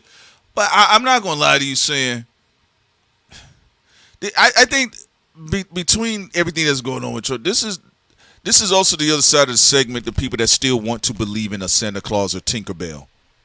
You know, it's kind of like, you know, when Obama came in and they you had some black folks. They were like, they just wanted to believe everything that was presented was the truth. Yeah. Like, we got to be real. We do have adults in this country that still want to believe in the tooth fairy. Oh yeah, just to add to that, but that, you know, it goes in so many different ways. Yeah, too. but it's proliferated because, like, even in different ways. Jared said he don't even like the Obamas, but he's like, ain't you tired with the Michelle Obama being a man? It's so boring. It's not even fun. It is like, to your point, it's like one of them corny white jokes. Yeah. You know them casserole jokes? Oh yeah. Like, let's look at a black man schlong. Yeah. Like I'm out the room. When a white person try to be edgy and I racist, heard the word schlong. I'm out. Definitely out. I'm out the room. I don't want to hear about pepperoni, sausage, schlong. I'm out. We know there's white people who listen to the show Yeah. and also follow us also on the Patreon, but They know them too because they leave the room. When they ignorant cousin come in, dude, I'm out. I'm out. White people know the white people we be talking about. Yeah. That's a great point because they all in the octagon. They be related to them. Yeah, so I looked at this and I said, you know what? Some of these adults just want to stay in La La Land. They don't believe in Star Wars anymore. You know, some of these people, they got issues after their parents have divorced. Or sometimes they got daddy issues. They got mommy issues. Right? And what I saw with the Trump thing, like, I'm going to be real with you. I'm like, bro, they just want to believe in it. You know what it reminds me of? It was like when they saw the Obama situation, they're like, now we got our own. That's fine. You know, that's cool, but that's really what it's about. Like, and another thing about this, I do know when people say, oh my God, this is too much. Whatever culture the president or when they were candidates, whatever culture they ran on, they're going to celebrate it on the White House lawn. So when they wanted to celebrate Birth of a Nation, they also, those things were platformed during the campaign too about what to do with the Negroes. Obama was really big on LGBTQ. That's why you saw Michelle Obama when they had the White House collars painted the colors of the pride flag. She was up there dancing and doing the YMCA. Trump ran on his dirty foot UFC. Yeah. It's so outdated. So from the YMCA to the UFC. To the YMCA. Yeah. You can get anything. Yeah. You can get what you want. Right. So I mean, this is it's from the YMCA to the UFC. And also, Trump, this is where we are. Trump is stuck in the late 80s. Late 80s, the mid 90s is pushing it. It's like he about to ask, we want Stallone here, so he can talk. Arnold, baby, Arnold, if you can come. You know, so it's like, it's actually pretty fucking stupid. Yeah, like, you know, and look. It's so much. It's just like, look at this. It's like, it's the worst part of the 80s, too. Yeah. He's not even doing the fly part of the 80s, you know, like with Michael Jackson and Prince, Roger Nelson and all that. He's doing the worst part of the 80s every fucking day. We got to be real. Young man. Hold on. The reason why they ain't fly, all the blacks that got picked on in high school are there. Yes. All the cool blacks ain't coming up to that shit. No. You got a UFC wrestler throwing up on himself at the conference.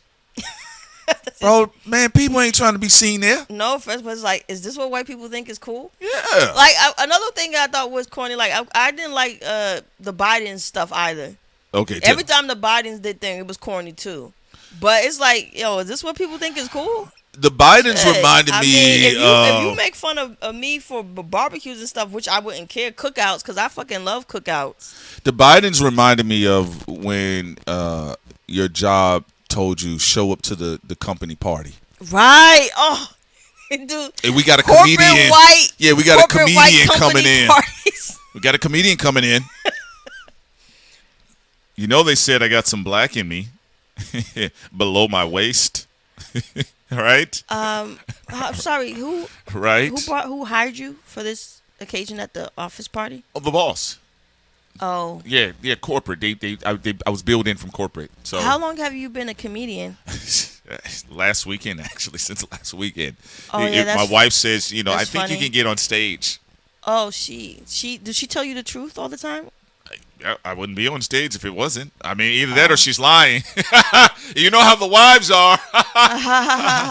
Yeah, that's what they remind me of. Like, look, this is a chance for all of the people for daddy issues, all of the super rejects, all of the super rejects, all of the people with daddy issues, mommy issues, libido issues. This is, man, hey man, this state. Look, the universe, as B. Morrison teach you on esoteric tier. Look, what goes up must come down. What goes up must come down. Spinning wheel, gots to go round. I hear you talking about your troubles, that's a crime. Something like that. Ride a painted pony, let the spinning wheel spin. Call Michelle Obama, trouble. man. You got no hope. You got no money. You got no hoes. Yeah, I mean, look, I mean, like, I'm gonna be real with y'all. Let me just tell y'all something real quick. This felt like an Austin Powers episode. Austin Powers classic trilogy, one of my favorite films of all time. A documentary of Trump's life. Of America, right? The reason why I'm saying, like, look, like, y'all gotta understand, like, the Galapagos rejects gotta have their day. You get what I'm saying? Like, you stunt too hard on the right, it gotta go left. Like, if you think about, like, all of the fly dope dealers that came out and they like, yeah, man, we selling drugs, we taking everybody's women, and the dope girls come out like, yeah, I got it. Eventually, like, the native tongue people got to come outside. The Lupe Fiasco kick push people got to come outside. Everybody got to have their day. This is their day. Like, look at this man. He got six-pack on top of fat. Like, I mean, it has to happen. And maybe the people So he's saying he got a muscular gut. Yeah, look at that. Look at him. No, damn well in any other situation he'd be racially profiled by Pete Hegseth. All right? But that also shows you Trump is selective about who to build a wall on. Yeah, he is. Trump don't care. Trump don't care. They invite him places and he go to sleep. A celebrity president. Yeah, and look, it is what it is. But, you know, I know people online, they cutting up. Or people like, man, do they got any new jokes? No. Like, where can the creativity and comedy be when you have Rob Schneider over there? Rob Schneider, boring as like, fuck. Rob Schneider. Like, he is so fucking boring. So, you know, I'm half white and half Filipino. I did not know that. Did you know that the progressives used to touch my butthole when I was in the Hollywood?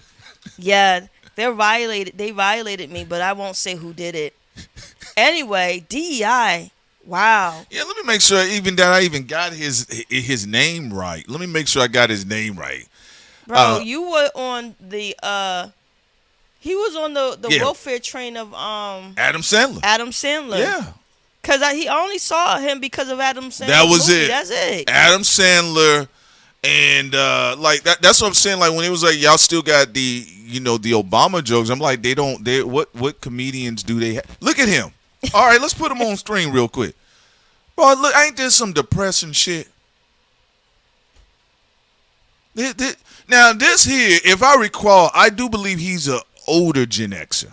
He's an older Gen Xer, right? Possibly. Rob isn't interesting enough for me to really be looking up his age and stuff. I never really looked.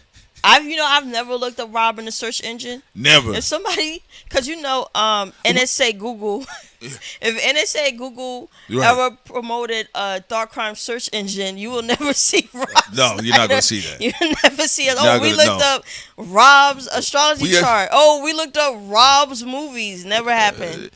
Look. All I'm saying is that all of the rejects, like they on board, and it's cool. Like it's kind of like a lot of washed up people. I'm gonna be honest with you. It is. It's like it's a lot of washed up people. Like Trump also be acting like he has Alzheimer's or dementia. Yeah. Because he be like Who? stuck in when that person's peak of their career. Deuce Bigelow. Right. That's him. Oh, President, you remember? Yeah. Oh, Good film. thank Good you, film. thank you. Good film. Yes, I actually, the interesting thing about working on that. We should do Demolition Man 2. Okay, yeah. Demolition Man 2. The crazy thing about when I did that film, I almost had a Hollywood producer play with my nuts. It was a very scary situation. Wow. The Democrats. Okay, so he's a very late boomer. Okay, thank you for the correction, McChilson. So shouts out to the Gen Xers. I'm not shooting at y'all.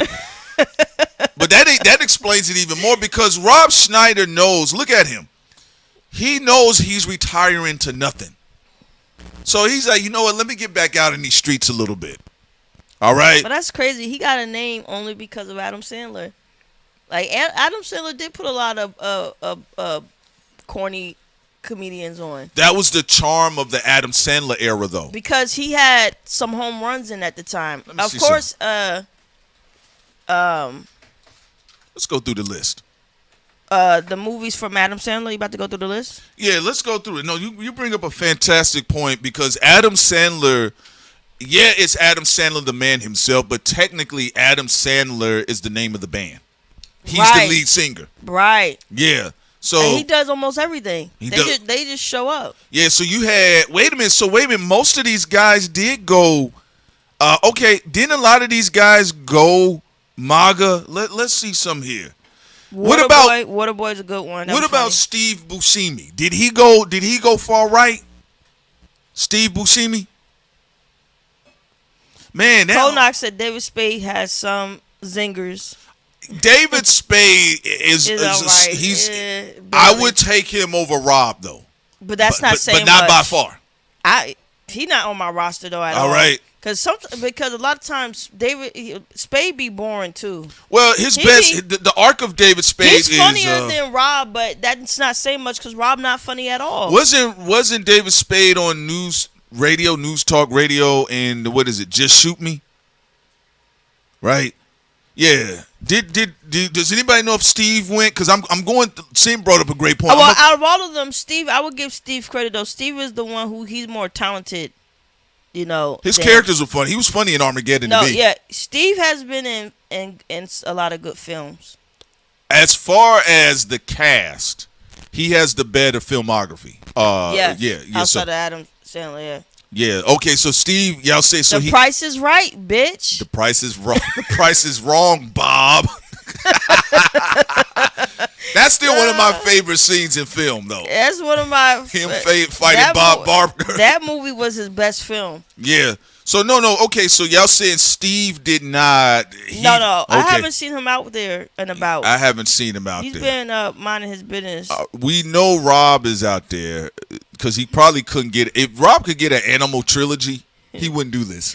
How you get beat up? That movie was so funny. And then the alligator. Yeah. Like also he had a lot of classic actors in there. Yeah. In there too. Yeah. You know. Action Jackson. Oh, Carl Weathers. Carl Weathers. Rest in peace. Rest in peace to Carl Weathers. He's a Renaissance man. Damn you, Disney, getting tight about the Baby Yoda shit. They messed up the whole storyline. And then they told us the name of the child was Grog. What was it? Grogu? Something like that. Yeah, some shit. I said, I'm not watching it. The name is ugly. I like Baby Yoda better.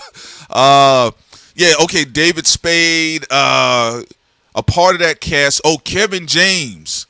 Kevin James has maintained he's matured into his aura with everything. So he still, does his thing. I didn't see him jump out on anything politically.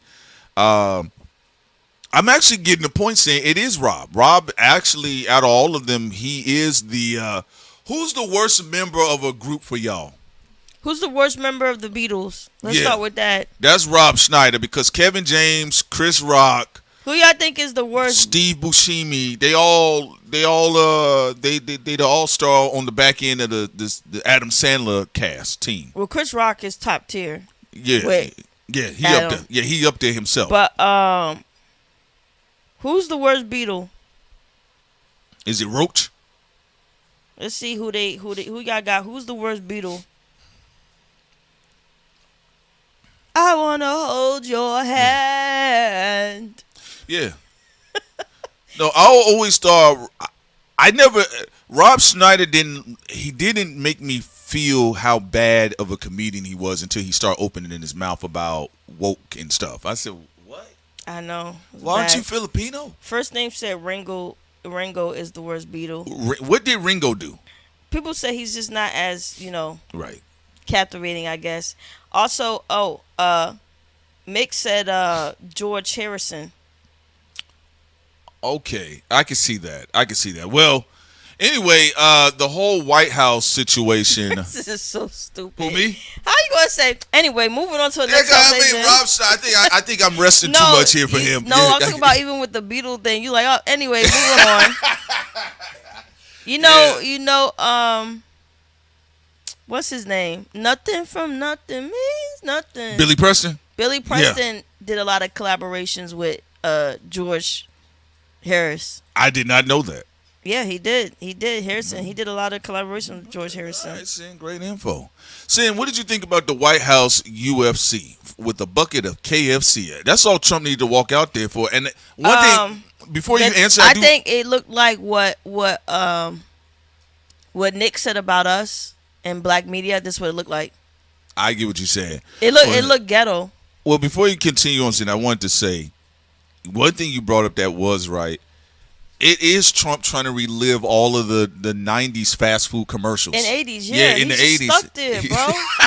Everything he does he just stuck stays in 1988 to 1995. Yeah, it's a 95. It's not 96. Yeah, it's it don't leave in that. It stays the same. Yeah, He's stuck there. Like for example, he'll be like, man, it'd be awesome if we get Michael Jordan. Like, he's stuck there. Yeah. He loves getting all the famous people he could think of from that era and asking them to come to the White House. That is true. All right. You know, he probably asked people randomly, how do you feel about Care Bears? True. Also, 1968 said Quincy Jones said that the Beatles couldn't play. They couldn't. Yeah, they had to learn. They had to go through training camps. This is something that we talk about all the time. Also, Dwan B talks about this on his channel too. There was a program that they had. Sometimes people were connected to the CIA, where they used to groom white acts to be proficient in rock and roll. They did it with the leader, Jimmy Dore. Yeah, the Doors. Yeah, yeah, his father worked in the U.S. government. So did Madonna's. Yeah. I mean, look, as the military, like I told y'all, I said, hey, man, the real power that goes on, a lot of the industry slaves and slugs don't want to talk about. All right? They know what's up. But also, the last part here, let me see some here. Oh, briefly, because, they're doing all this stuff about the streamers, and look, there's going to be negatives to a lot of all different types of cultural moments, right? And the streamers have theirs, right? But wait, High Power said Trump asks you about your Beanie Baby collection. Yeah, that's and him. Who's your favorite Care Bears? Yeah, that's what I said. What he does. That's what I said. He does do that. Trump is stuck in like from 85 to 95. That's where he's stuck at. Like if you didn't know any better, like even with the background B-roll y'all see with the eagle and everything, if I put 1994 or 1989 at the bottom, you would never know the difference. It's the same, and Trump. Wow. He probably be on. Is this like Bill and Ted Excellent. Adventures? Is Trump a time traveler? Well, they claim that his son is. Maybe they both are. They're time travelers. Bill and Ted Excellent. In fact, y'all remember Bill and Ted Excellent Adventure? I think Trump did talk about it. I think people be looking at this shit wrong. We always said Trump is stuck in a particular era. He will not move past it. Look at him. Yeah, this is where Trump is. Yeah. He probably asked people, "Have you seen Back to the Future yet?" What happened? Oh, you changed the title from the trillionaire thing? Did you talk about Elon being a trillionaire, or did you change your mind on that? We could talk about it now, but actually, we have a tomorrow show, so I did want to talk about the whole Meg thing and stuff, since that was going on behind the Patreon, But also the other side of it, academics and Charlemagne. Charlemagne is doing to academics what we predicted he was going to do to academics, and so now academics and Charlemagne are having a full on war with each other. Well, another prediction from us came true. Let me see what year did we talk about this, because we did say, from our personal opinion. Saying, have you ever seen Home Alone? That kid Macaulay, he's gonna be a star. He always probably replay when he was in it, because he was on the Fresh Prince of Bel Air, and he was on Home Alone. Yeah, I'm on this new show called Fresh Prince of Bel Air. It's big, real big, real big. All right, let's see. All right, let me see. I'll put one of the predictions down. We was talking about that. Yeah, we was talking about that. We said that Charlemagne eventually at some point in time is going to make a move on academics. All right, so when mentors become your hater, we said in what year was this? We said on let me just get the date correct. August 12th of 2021. Woo! So August 12th of 2021, August 12th, 2021, that was the year. We said that Charlemagne will eventually show his teeth towards academics, and we said that he was riding close and dirty as a mentor. Hey, he was gonna shoot that little nigga in his back now. So y'all could go to our Patreon if you want to listen to that old video, but one of our predictions is we said that Charlemagne and academics was going to get into it really bad, and that there was always a part of Charlemagne that was setting it up.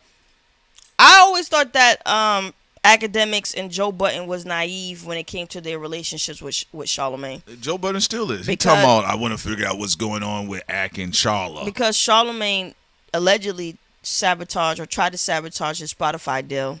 He would talk about Joe Budden's domestic case, which is fine, but not talk about the fact of what he did with giving alcohol to a teenage girl, Jessica Reed, who later in the party would get gang-R'd.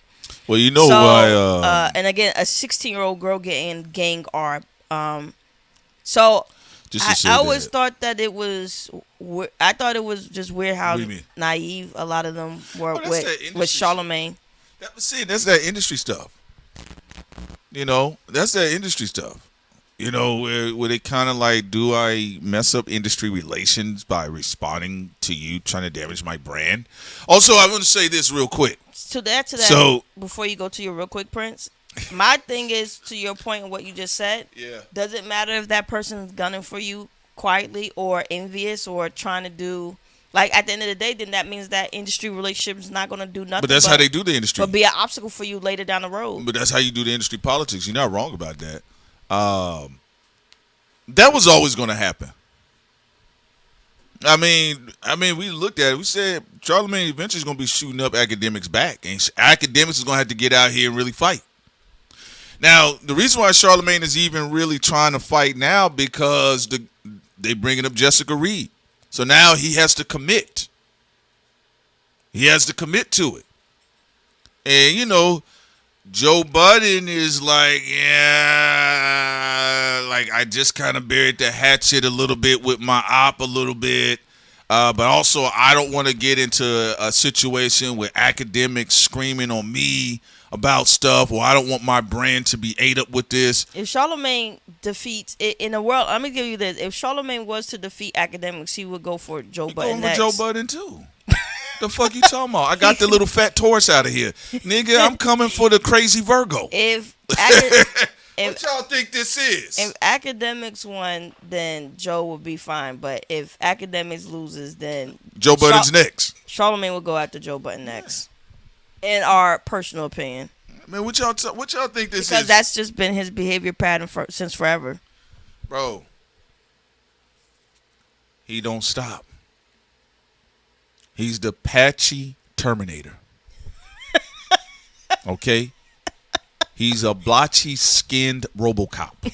He won't stop. Can't stop, won't stop. All right? Okay?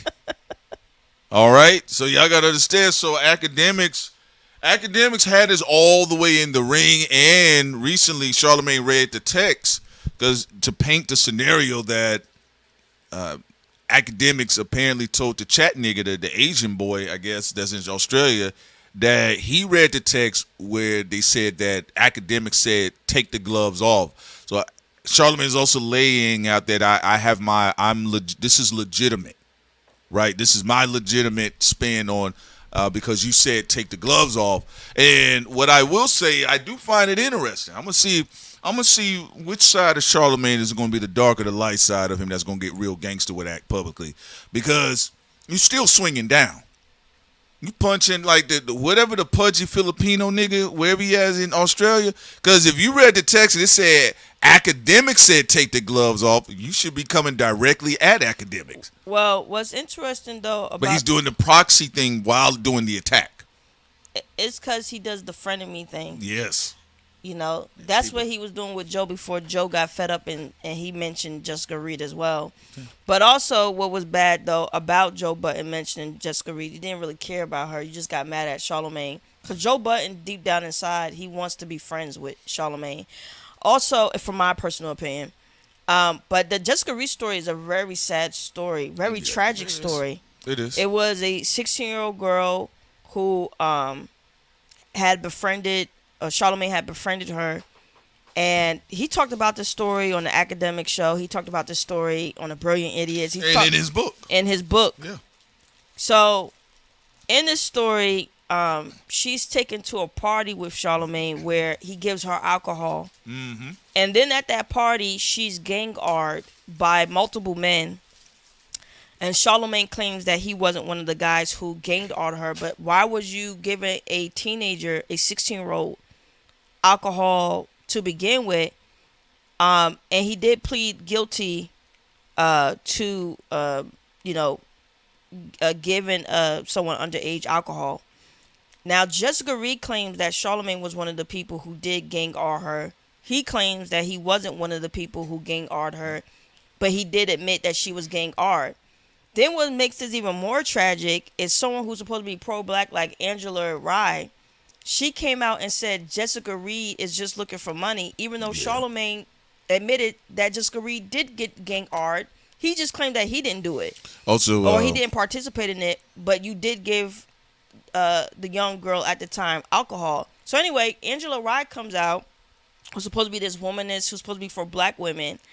She comes out and like, you just want my brother's money. You know, she's just sounding like a cluckhead. Like, you really will talk to someone who is 100% a victim. Like, it's like, again, he pleaded to giving her alcohol. And it's also a fact that she did get gang-ard. It's just that Charlamagne said he didn't gang-ard her. Anyway, real quick, go Sam. ahead. Go ahead. Just let's slow this down a little bit. It is a great breakdown because this is the truth. And no, Joe Budden does like being friends or at least workable, compatible dynamics with Charlamagne. We've seen this before. We talked about this. I think Trap Lord Ross, he just did a video on Charlamagne. And I think it's got some crazy amount of views, right? And then Charlamagne is responding to Academics guy Chat TV because, look, Academics TV, I don't follow Academics TV, the profile, but I will tell you it's doing considerable damage online, specifically for Charlamagne.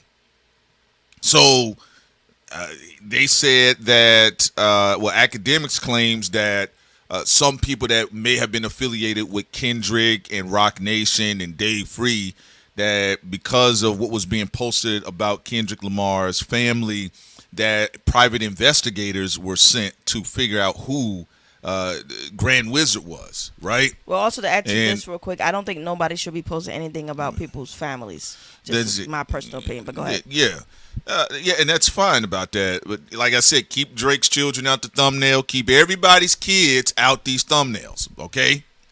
Kendrick's, Drake's, Nicki, Jay-Z's, but the public don't do that, and industry niggas don't do that either. No, So, I agree with you, but I'm just saying that they should. Like, right. I think people should have some form of decorum.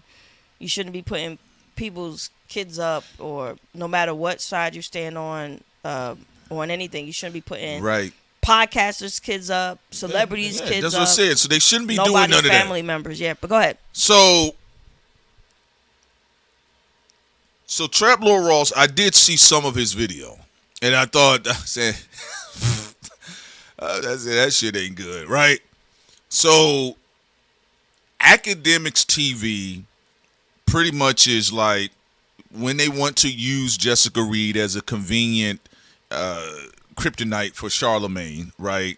They do bring her up conveniently, right? Because overall, most of these niggas don't care about any of these women that have been violated anywhere. But shouts out, to the victims and everything like that. But there's chess pieces on the board to when be convenient. Exploited, yeah. And all sides. They all do it. They all do that shit. The pro Roc Nation, anti Roc Nation side. They all do it. Allegedly.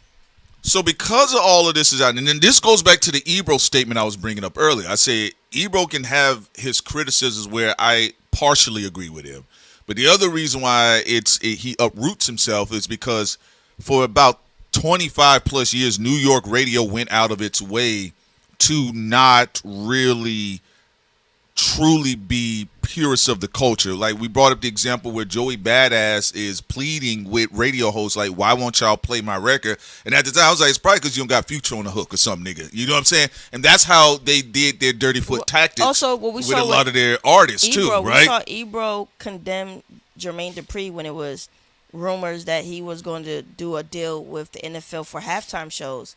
But then when Jay-Z and Roc Nation got it, Ebro on the mic did a completely he said something completely different, right? So it made it look like, or appear, because we don't have no evidence to this, but what it made it look like is Ebro only attacks people who don't have the power. Not only who don't have the power, but even if somebody does have power, it's almost like he's a part of some type of network where he's got instructions to attack certain people and leave certain people alone. Well, what I mean by the power is that, especially for that Jay-Z New York adjacent energy, Jermaine Dupri don't have that. He don't have that clout. He has his own clout and power, within Atlanta and parts of the South, but he don't have no leverage over the whole Jay-Z New York radio aficionado shit, right? But here's the thing. What I was saying about with Ebro's situation, I'm like, well, these are all the babies you're pissed off about. Y'all say that aren't real hip hop. They grew up watching you all. When y'all conveniently clowned hip hop purists, when y'all said that certain legends don't need to be here, this, that, they watched all of those tactics, right? So it's fine. This is what they're taking on to the next era of technology that you guys are now transitioning into. Charlemagne's situation is a little bit interesting because it's just he's out of touch. And when he's highlighting the chat nigga situation, because the boy won't stop posting, okay? Well, Charlemagne is too scared to go directly at the act because he admitted to doing weird stuff on Act's show like over 10 years ago. You was sitting down with academics and he was talking about a story where he said... Now... What he said in this, I don't know, some old conversation they had where Charlemagne admitted, like, what he's doing. He's scared because some girl got sexually assaulted or his cousin did something and then he didn't want to get caught. Right, yeah. It's tied to that same story. Yeah. It's tied to the Jessica Reed story. That's why he's not going to, he's afraid because he's like you literally was on Academics podcast over 10 years ago talking about it. You're right. And here's the thing. Charlemagne is going to be looking to try to walk academics down through the back door. That's why them uprooting that chat nigga, that's supposed to be a very important, valuable piece there. For whatever reason. Now, they were laughing when he said he talked about crypto and not having his doors kicked in. They do kill people for crypto. And apparently the chat nigga, well, the Grand Wizard, not chat nigga, I think that's another guy, but the Grand Wizard boy, taking the KK Klay name, and people talking about like, yo, why would you name yourself that? Like I said, y'all get money with Zionists, Palestinian, pro-Palestinians, people who love black people, people who hate black people. Y'all all go. So when industry people get into that, like, why? I don't care about that shit, right? But the reason why they're gonna do the walk thing, they say, well, we need to pick something off here. Because Charlemagne is not going to come outside while Academics is drunk with his shirt off and his man boobs and he talking about bring your ass outside. Charlemagne's not coming outside for that. All right? He's going to do the little finger shit. Right? But the idea that there are campaigns, but there are people that are just genuinely reacting to you. That's what I was saying about with the Ebro situation. No, nigga, there are people that just don't like you. They're not tied to Drake. They're not tied to Kendrick. There are people that just, they have been watching you all for 2 decades. They just like, bro, I don't like you. But also, just that this is something that's very important. Academics and Charlemagne both have rumors. Yes, they do. Both Academics and Charlemagne both had an accuser. Eye for an eye But shit. only one of them was actually caught giving a minor alcohol. I'm talking about and through the law, because we know we saw the stream or some weird shit that Act was doing with some boy talking on some gaming stream. But with Charlemagne, he's on record for a lesser charge, 100% factual, of giving a 16-year-old alcohol before she was ganged R. Well, so to your point, his has more legs, strong legs to it. well, it's got more teeth in it. Yeah. Yeah, because Charlemagne, also as a Charlemagne accusation has more teeth to it because is on there on record about the alcohol part. also, and as it stands right now, DJ Academics hasn't pleaded to a lesser charge. Right. So if Academics fights, and let's just say hypothetically, he has a victory in court, that little nigga in his blob belly is going to be rolling on Charlemagne's head every day. Okay? So whether Charlemagne, because he did try, like Sin said, no, we do notice that with Charlemagne, he does friendship fatality on niggas a lot. He befriends them to death by cutting them up in the back too. So if that continues on in that manner, and let's say he gets out of that situation and it's proven that Academics is nothing took place on his behalf, then yeah, he gonna blob belly Charlemagne's patchy head to death. No, I do. And now if it goes the other way, then you're gonna see the people that are gonna be riding with Charlemagne, or they're gonna be doing the pro Roc Nation shit, they're gonna be on Academics' neck every day. No, and to your point, what we've been talking to people is a mirror effect because it's the same. Yeah. People keep saying MAGA, Academics, all this other stuff, and he does have a relationship with he interviewed Trump's son and all that. But the thing that's very interesting about the mirror effect, yes, is that Charlemagne is pro a lot of people who are MAGA too. Yeah, he's Nancy pro Mace. Joe Rogan. Oh yeah, good point. Yeah, Nancy. Yes, he's friends. He's and Andrew Schultz. Andrew Schultz is over there. Andrew Schultz is an alt writer, bro, pretty much. So it's but it's the perception. I know. Like it's really who can spin this shit the best. And you know what makes it worse? Go ahead, Sam. It's the people who helped influence Academics in them that are now trying to be a moral authority, even though they do the same. You thing. mean, like I said at the beginning, they're dealing with their babies, right? It's like if you're father, dealing with your babies. It's like if the father is an alcoholic, and then the son becomes an alcoholic, but he just becomes more popular than the father. And then the father that's not right. And then the father tries to take out the son. It's just very fucking bizarre and weird. Let me take my belt off. I gotta take you out. And then like one side tries to pretend to be like the most mature, pro-black, established side. No, but you're just old. Barely any difference between them and it's just, and the other side that they're complaining about. No, it's very weird. You're just old. You ever be around old street niggas, and then like they talk about the new street niggas?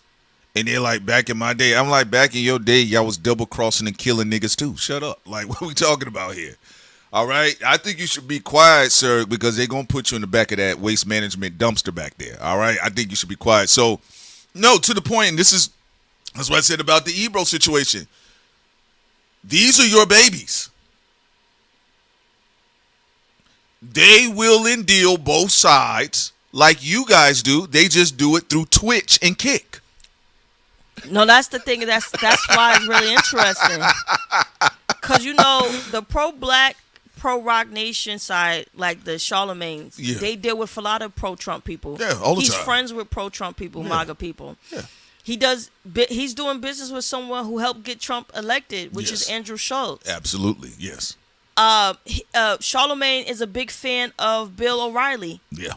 Academics is a big fan of Bill O'Reilly. Bill O'Reilly influenced both of them. But it's interesting, though, because when you look at how people are framing it, when it's Jay-Z versus Drake or Kendrick versus Drake, people are framing this as good versus evil. Well, you have to get that narrative out there. Where in the same things that academic side is being accused of, It's you on the other already side. see it with the Charlemagne side. I mean, So it's like, but the framing though is important. There are people who are trying to frame it like one is better than the other. One of them is stuck in traditional media, so that means he can only respond on The Brilliant Idiots, maybe occasionally on Netflix, right? So then there's a time disparity there.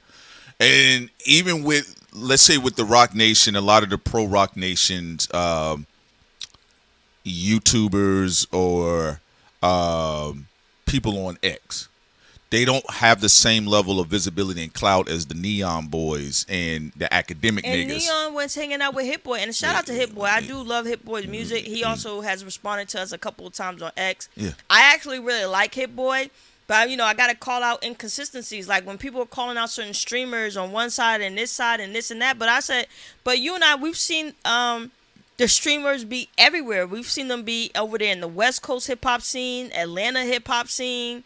They just been like even Neon having access to Michael Jackson's glove instead. Remember not the children. Yeah, access to like his items and having Neon was even able to have access to Michael Jackson's friends to even be able to get a lot of Michael Jackson items. Well, also and just to say that.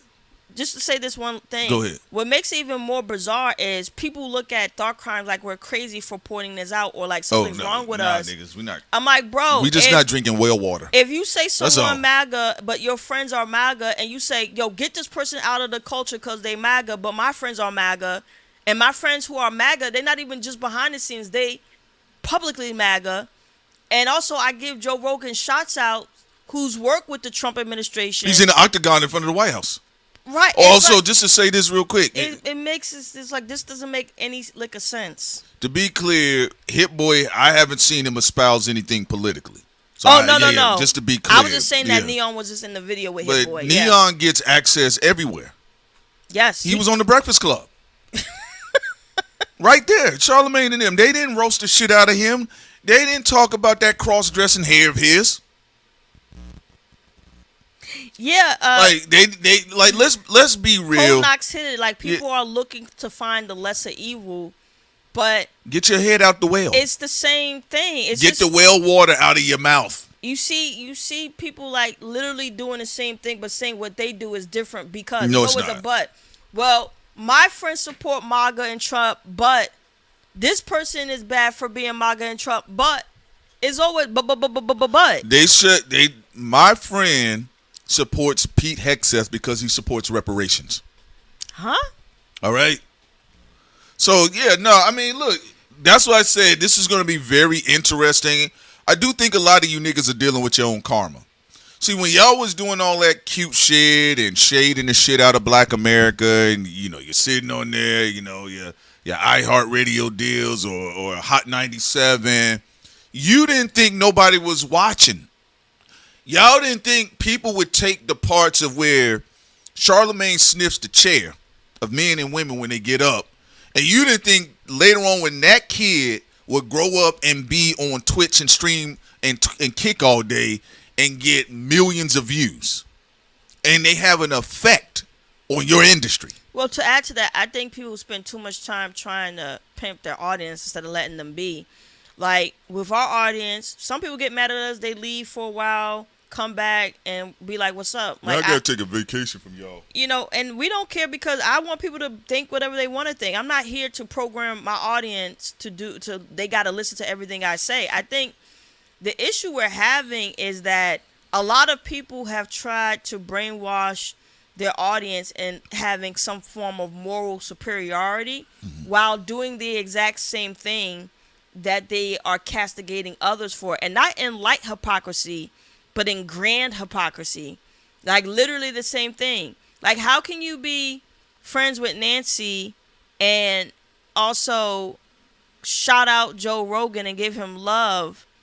Because also Joe Rogan has had a lot of people on the Epstein files on his show. Well, my thing is with and then the person who's making trying to be a moral authority, who's an older statesman, which is Charlemagne, has so many disturbing things in his closet. Well, let's just be clear. I think because they're playing for survival, sin. Yes, that's what we know. Because we know that they're playing for survival because Wars. You would think actually calling Joe Rogan out was more important than calling out even the academics nigga, because that's actually where the real power network is. I mean, he's in the octagon in front of the White House. Also, and as far as Charlemagne and act goes, people talking about good and evil. That's like Drake versus one of them fat fake Drakes. What does it matter, nigga? Like the little fat Drake is funny. Y'all ever saw the little plumpy one? The fat fake who have Drake the braids. He be the what is he like 5 foot 6 with the braids, but he got a lot of weight to him. I don't know what niggas was talking about. The Drake contest was one of the funniest things I seen in rap music. That shit was hilarious. It was. I funny. wish we had more moments like that in hip hop. I think the top 3 people who make me laugh the most in hip hop is Jay-Z, Drake, and Fat Drake. Fat Drake makes me laugh. Who else? No, there's another rapper who said their behavior, like how they just presented, they're funny. For me, it used to be T.I., but he's gotten a little quiet. He's calmed down now. Yeah, T.I. used to be in our top 3, but he's oh my God, you put it on the thing. Yeah. You put it on the screen. They said they call him Cake. What? That's his nickname? Yeah, they said they call him Cake. Shouts out to Infamous. Yo, Fat Drake is funny to me. So they call him Cake? That's his nickname? I don't know why people are so angry. So did people ever really believe that Cake was the real Drake? Will the real Drake please stand up? Well, they know they got that one guy that's a really tall dude. No, the tall one looked like a good impersonator of Drake. I'm talking about the tall guy that was taller than NBA Youngboy. Oh, that one was way too tall. Yeah, and people finally figured out, it's like, wait a minute, bro, he ain't this tall. Rick Ross. Good Ross one. Is funny. No, that's good a good one. Apex. Good one. Good one. Rick Ross has replaced. Rick Ross is, there you go. Good one. Rick Ross has replaced T.I. Yeah. T.I. has calmed down. He's more relaxed now. He's not really getting into. Well, what do you think about people bringing up Nicki? Because Nicki is funny, but she's been quiet lately. She is funny. She is funny. Cardi's funny too. Cardi is. But they've been mostly quiet lately. The only people who've been active right now have been Jay-Z, Drake, and Rick Ross. 50 Cent has been getting too serious lately. He's been getting a little bit too serious for my liking. I don't know. It feels like he's about to do a high blood pressure commercial. You know. Yo, it's 50. Yeah. Let's see some here. Hold on. I don't want it to play. I know people. Oh, Bootsy do be funny. Bootsy be funny. He funny. Yeah. This here was one of the funniest things I've seen in rap music. This reminded me of some of the rap shit Sin and I grew up with, like when Redman used to have the big head Redman and ludicrous shit running around. I thought this shit was funny. Mm-hmm. Yeah, but as far as I'm concerned, you industry niggas, y'all all fighting y'all impersonators in the millennial class. You know, you can't, to the point, like you can't say who's MAGA when a majority of you all's businesses, even the people that run y'all companies that sign y'all check, they are with Trump. So I mean, it's not that big of a deal, but you know, I think they're gonna be playing it close by ear. Joe Budden said, well, I gotta figure out what's going on. Joe Budden knows what the fuck is going on. Joe Budden better I gotta call ACT. He on the chopping block himself.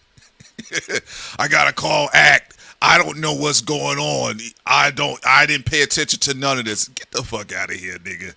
All right, it's a good rollout for the angle that he's going to take. No, it is. It's just a rollout for the angle that he's going to be taking, and it is what it is. It's just a game. That's all. It's not. It's nothing. It is what it is, y'all. But yeah, a lot of this stuff that you're seeing the transitioning right now. 7512 said, "Wait, is that a real clip of fake Drakes partying together?" Yes. Yes. Yeah. It was. I don't. People were getting crazy online. I thought this shit was funny to me. Imagine walking into a clone laboratory. First of all, some of them look like French Montana. But we said French and Drake look like cousins. So it's a French Montana. Why the one in the back with the green on look like French Montana? Then they had a girl. You see the girl right there with the pigtails? Yeah. But the fat one killed it. The fat one kills the facial expression. He got it. They call him Cake. Infamous. Talk about super gay. This was hilarious. I think Drake need to host this shit annually. All right, I just thought that shit was funny. Speaking of hip hop and music too, I did really much enjoy Baby Keem album. We already did a breakdown when it first dropped. We did a live listening party. Right. But we're gonna have some videos for Baby Keem. We're gonna have some more videos describing the fall off. Right. Kenny Mason. We still got some more Iceman stuff to drop, and we're just gonna keep it going. Oh yeah, just to say this, I did see the clip that people were talking about, where it's off the PG Lang update official Twitter page, and he said about being better than parts of the big three, and I know what people will respond to it with, like, there's like, well, your name isn't up there yet, but I also keep in mind, I said, you guys do remember. Yeah, you guys gotta remember, like, when Kendrick came in, he said he was gonna be bigger than Jay-Z, he was gonna be bigger than Nas. He went at Lupe early on, when Kendrick didn't have a name. Most of the guys, even Cole has rapped about it, and Drake has even rapped about it. So I think overall it's the right mindset to have as far as being a confident artist. I didn't really have a problem with it. Of course, if we're looking at his current accolades, like, no, you're not going to compare those two. But he's already talking about how he feels artistically. And you need that, even with ball players. You always need that confidence. For his generation, his definitely competition is Don Toliver. Yeah, Don Toliver, is a knockout. We're going to have a listening party to Don Toliver soon. So you got Don Toliver. He's really doing great right now. Don Toliver, anytime you get Don Toliver, I always say if you get Don Toliver, Travis Scott, and Future in the room together, it's always magic. But Don Toliver, I think I listened to 3 of his albums. They all were fire. The last one I really liked. What was the joint that he had? He was dressed like a. No, I know he did a new album, but there was an album before that one where he had the whole biker gang thing going on, and that's also Lil Baby need too. Instead of I like Lil Baby's earlier joints, but he probably going to need to do some collabs with Don Toliver. Try to kind of loosen it up a little bit. Yeah, also, I don't want a big 3 this time. I would like, technically we wouldn't have a big 3 if Big Sean, Big Crit, Wale, and none of them didn't have issues that they had with their record labels and stuff. And also, you got to remember, Drake had Lil Wayne, which is why he always show reverence on Instagram to him. Kendrick has Dr. Dre, which is why he always shows reverence to Dr. Dre as well. And then J. Cole is Jay-Z. Unfortunately, even though all the other awesome blog era artists had their own it factor, certain things took place. Now, some people will say, well, guys, what about Big Sean? Big Sean guy was Ye. Yeah, but Ye be all over the place. Ye don't really be having time to be like, that's my prodigy. Pushing people. No. Yeah, he don't do that. Like, if you get Shine with him, you got to run with it. Yeah. You got to run with it. If you Shine, like, even if you get an interlude on a Ye album, you better go run with it. Well, yeah, you take a piece of his, the fat off his neck, and then you go. Take Travis off. Scott did it successfully where Ye mentored him. He got it, and then he did his own thing. You saw it happen also with Baby Keem. Yeah. Baby Keem said he learned a lot from he took off running. He got the knowledge and left. You can't really be a true understudy of Ye because he runs around like that rabbit in Alice in Wonderland. Ye throws his you just rub the lucky charm of the rabbit ear and you move on. Ye Ye throws his own refrigerator out the house. Okay, Also, thank you. Infamous says Prince. The album was Hardstone. Yeah, that was a good album. I like that album from Don Toliver. Octane. We gotta have a listening party. Also Kirby, because Jane been waiting for. We gotta do Kirby. We gotta do Octane from Don Toliver. We'll start on Tuesday. I'll make a post to let y'all know when. Yeah. Shouldn't we do it on Saturday, because we have morning shows from Monday through Thursday. Every Monday through Thursday. Black women don't run anything. Like, come on, don't overwork us now. Yeah, you about to get overworked. What you talking about? But we'll see. Yeah. They're gonna be like, yo, Prince is sounding like Joe Jackson. No, I'm not. I don't have that hard face. Joe Jackson had a hard ass face. He do have a hard face. Yeah, he had an Olmec face. Hard face, man. Are you saying you got a soft face, Prince? It ain't that. His face could cut steel. That's it. Don't have them faces no more. The last of that era. All right. But yeah, also, again, like we said before at the top of the hour. Oh, shouts out to the Knicks people. Also, did y'all want to do a couple call-ins? I did say, because some of y'all said y'all kind of want to touch on a couple things. Oh, yeah, we won't forget about Imani. Also, yeah, we got to do Imani, which is under PG Lane. We got to do also Montana. Oh yeah. Molly Santana. Oh, is Molly Santana? Yeah, Molly Santana. We gotta do Molly Santana. Apparently I did like her appearance in Ran to Atlanta. Did you know they and said? Also gotta do more on Imani as well. Did you know they said that apparently she was Stephen Victor's former artist? Who? Which one you talking about? Molly Santana was apparently Stephen Victor's former artist, the one that he's the manager of Pusha T. Wow. That's what they're saying. So it looked like they said Drake doing this, the Petty King thing he does. Yeah, when I saw though her in Ran to Atlanta though, I thought she had a lot of dope energy on her. And then also when I saw Imani's video over there with PG Lane, I thought it was very fun and lighthearted. So definitely interested. I like the whole blonde short haircut. And then with Molly, I like her energy I saw from what I've seen so far. Yeah, I actually had listened to some of her earlier works before. I like the videos. Yeah, and when we was reviewing Iceman episode 4, we did it. I think we did it on our Patreon, if I recall. And Molly Santana popped up. I was like, oh, he got Molly Santana on it, but I didn't factor anything else in about, whether her being born in the West Coast and she tied to Pusha T's manager as a former artist. I just always thought she had an interesting vibe. I thought her signature black grill, I always thought that shit was dope. In fact, when Drake had the guns laid out in What Did I Miss? That was something you would see Molly Santana do on her mixtape covers. So I guess clearly somewhere he felt he was inspired or he liked the girl's work, but she's definitely got her own unique style. I definitely would like to see more of that energy out there too. I like, again, we talked about Rico Nasty, Molly Santana, BK the Ruler, Tierra Corain, dope artists. So there's a lot of the little alt girls running around that's making knocking ass music. Yeah, I like the alternative alt women and men. Yeah, going into their style.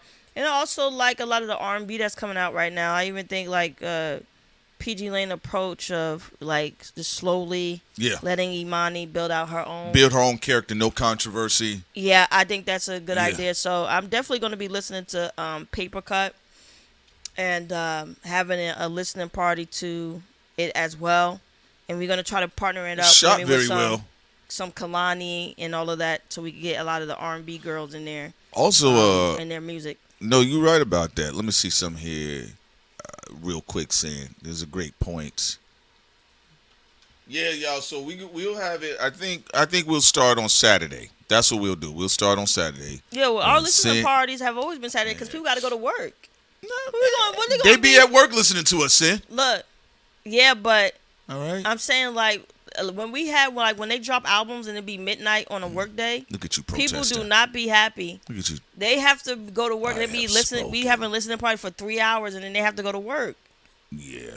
On Saturday, They good. Most everybody they be good. So which one you want to start? You want to start with Imani?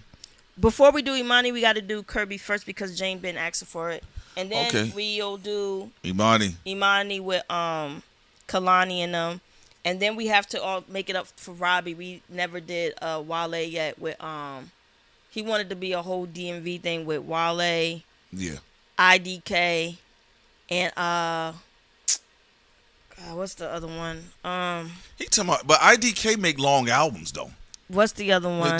How long is his IDK? Because I've been listening to IDK for a moment. How long was his last album though? Then you should be doing videos on it. Like I keep telling you, like bro, like saying don't nobody need to hear all of this. I'm gonna, and I'm gonna turn your mic down. Like who's talking about getting lectured right now? Now you getting lectured. You came to work late, and you trying to give lecture. You see how black women are? How she show up late and then trying to lecture? When I come in, sit up straight. I had something to do, and you know. But listen, yes, they came in late today. But nonetheless, I do be getting on Prince about this because he'll be like, "Yeah, I've been listening to this person for 6 years." I'm like, then why didn't you do a video on them? Just go do your video, you know, on them, on that artist and their music. Just like I tell Sin what like videos to do. Just like I pushed him to do the Kenny Mason and Suave video. Like I gotta stay on Prince. Okay? I push Sin to perform. I gotta stay on him. I told Sin to come to work. That's what I said. So I gotta stay on her. So everybody, we all staying on each other. But yeah, we'll do also, be careful scrolling around on X. Oh, I'm not. Sometimes they be having not on pop up. I don't know. Not on this one. We got what's his name on ours? We got them filters. Oh, good. Yeah, good. Because we had it was a long time ago. And this was on Jack Dorsey Twitter. Queen Latifah came up the timeline topless. Oh yeah, because she was in a movie and all right. Got to put the stream on private. We was looking through Twitter at the time to show people like Queen Latifah and the movies and stuff and her legacy. And then what popped up on Twitter, her titties was out because she was in a film. And I'm like, damn. Then we had to put the whole stream on private. Thanks After a lot. doing all that work. Thank you, Queen. Had to go home private. A free Pisces. There's no free loving Pisces. All right, yeah, but so this Saturday we're going to be doing what now? We're going to be doing we was going to do the DMV first, right? Yeah. Saying who we doing this Saturday? We're doing Kirby. Oh, Kirby. That's what we're going to do. And then check out Kirby. We will do 2 at a time. Yeah. Also, Konak says Sin be going on diatribes. That is her diatribe sin. So. Oh, no. It wasn't no hardcore porn with Queen Latifah. No, hell no. She was in a movie scene topless. Yeah, that's all. And so it popped up on Twitter, the topless scene. It was so random and unexpected. I said, y'all just wanted to put her up there topless. Pretty much. That's it. Nothing had to do with anything with that. Black McBain said social media died the day Gaddafi was killed. You could be on to something. All right. First name, last name said, where's B-More? Chilling. B-More's chilling. Y'all can message her if y'all want. Oh, I think because she was in the chat earlier. If y'all want to get your chart read. Where she did some? She do that a lot though. First name, last name. Good luck. She'll be in the chat for a little bit and then go off the anime. Yeah. She just be floating. So to her first name, last drums. name being adding B-More the whole time. All right. I think that's it. I think we hit all of the stories. We talked about the Knicks win. Congratulations to y'all. We talked about the White House, UFC, and KFC. Rewind real quick. Oliver Tree's last video. I'm actually Michelle Obama. Ready to see a lot of the New Yorkers come out with their songs. Come on, New York City rappers. Y'all kind of late. They taking too long right now. I also want some fresh newbies. Like if you a newcomer, have your Knicks, freestyle or something. Let's hear it or a song. Y'all need to do a posse cut.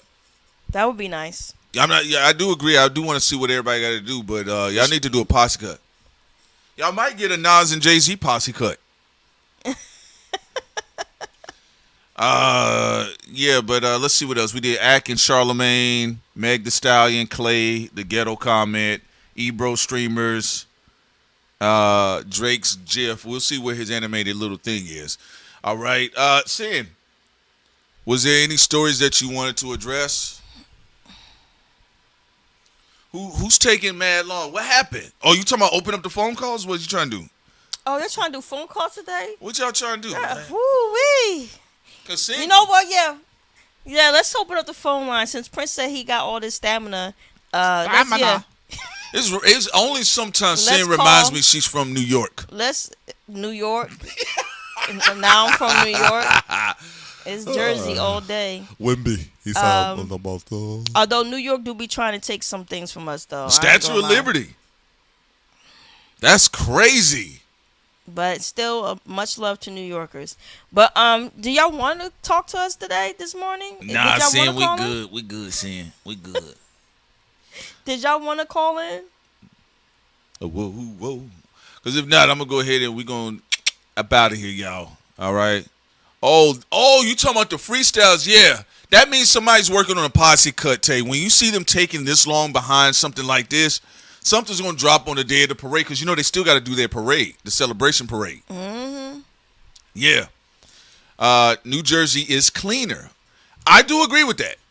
Jersey City is cleaner. I did when I was at night hanging around in New York. I did see like waist high trash that was like swept to the side, and they were giving. I guess the trash people was coming up. I saw that. Rats are big. They were big. All right.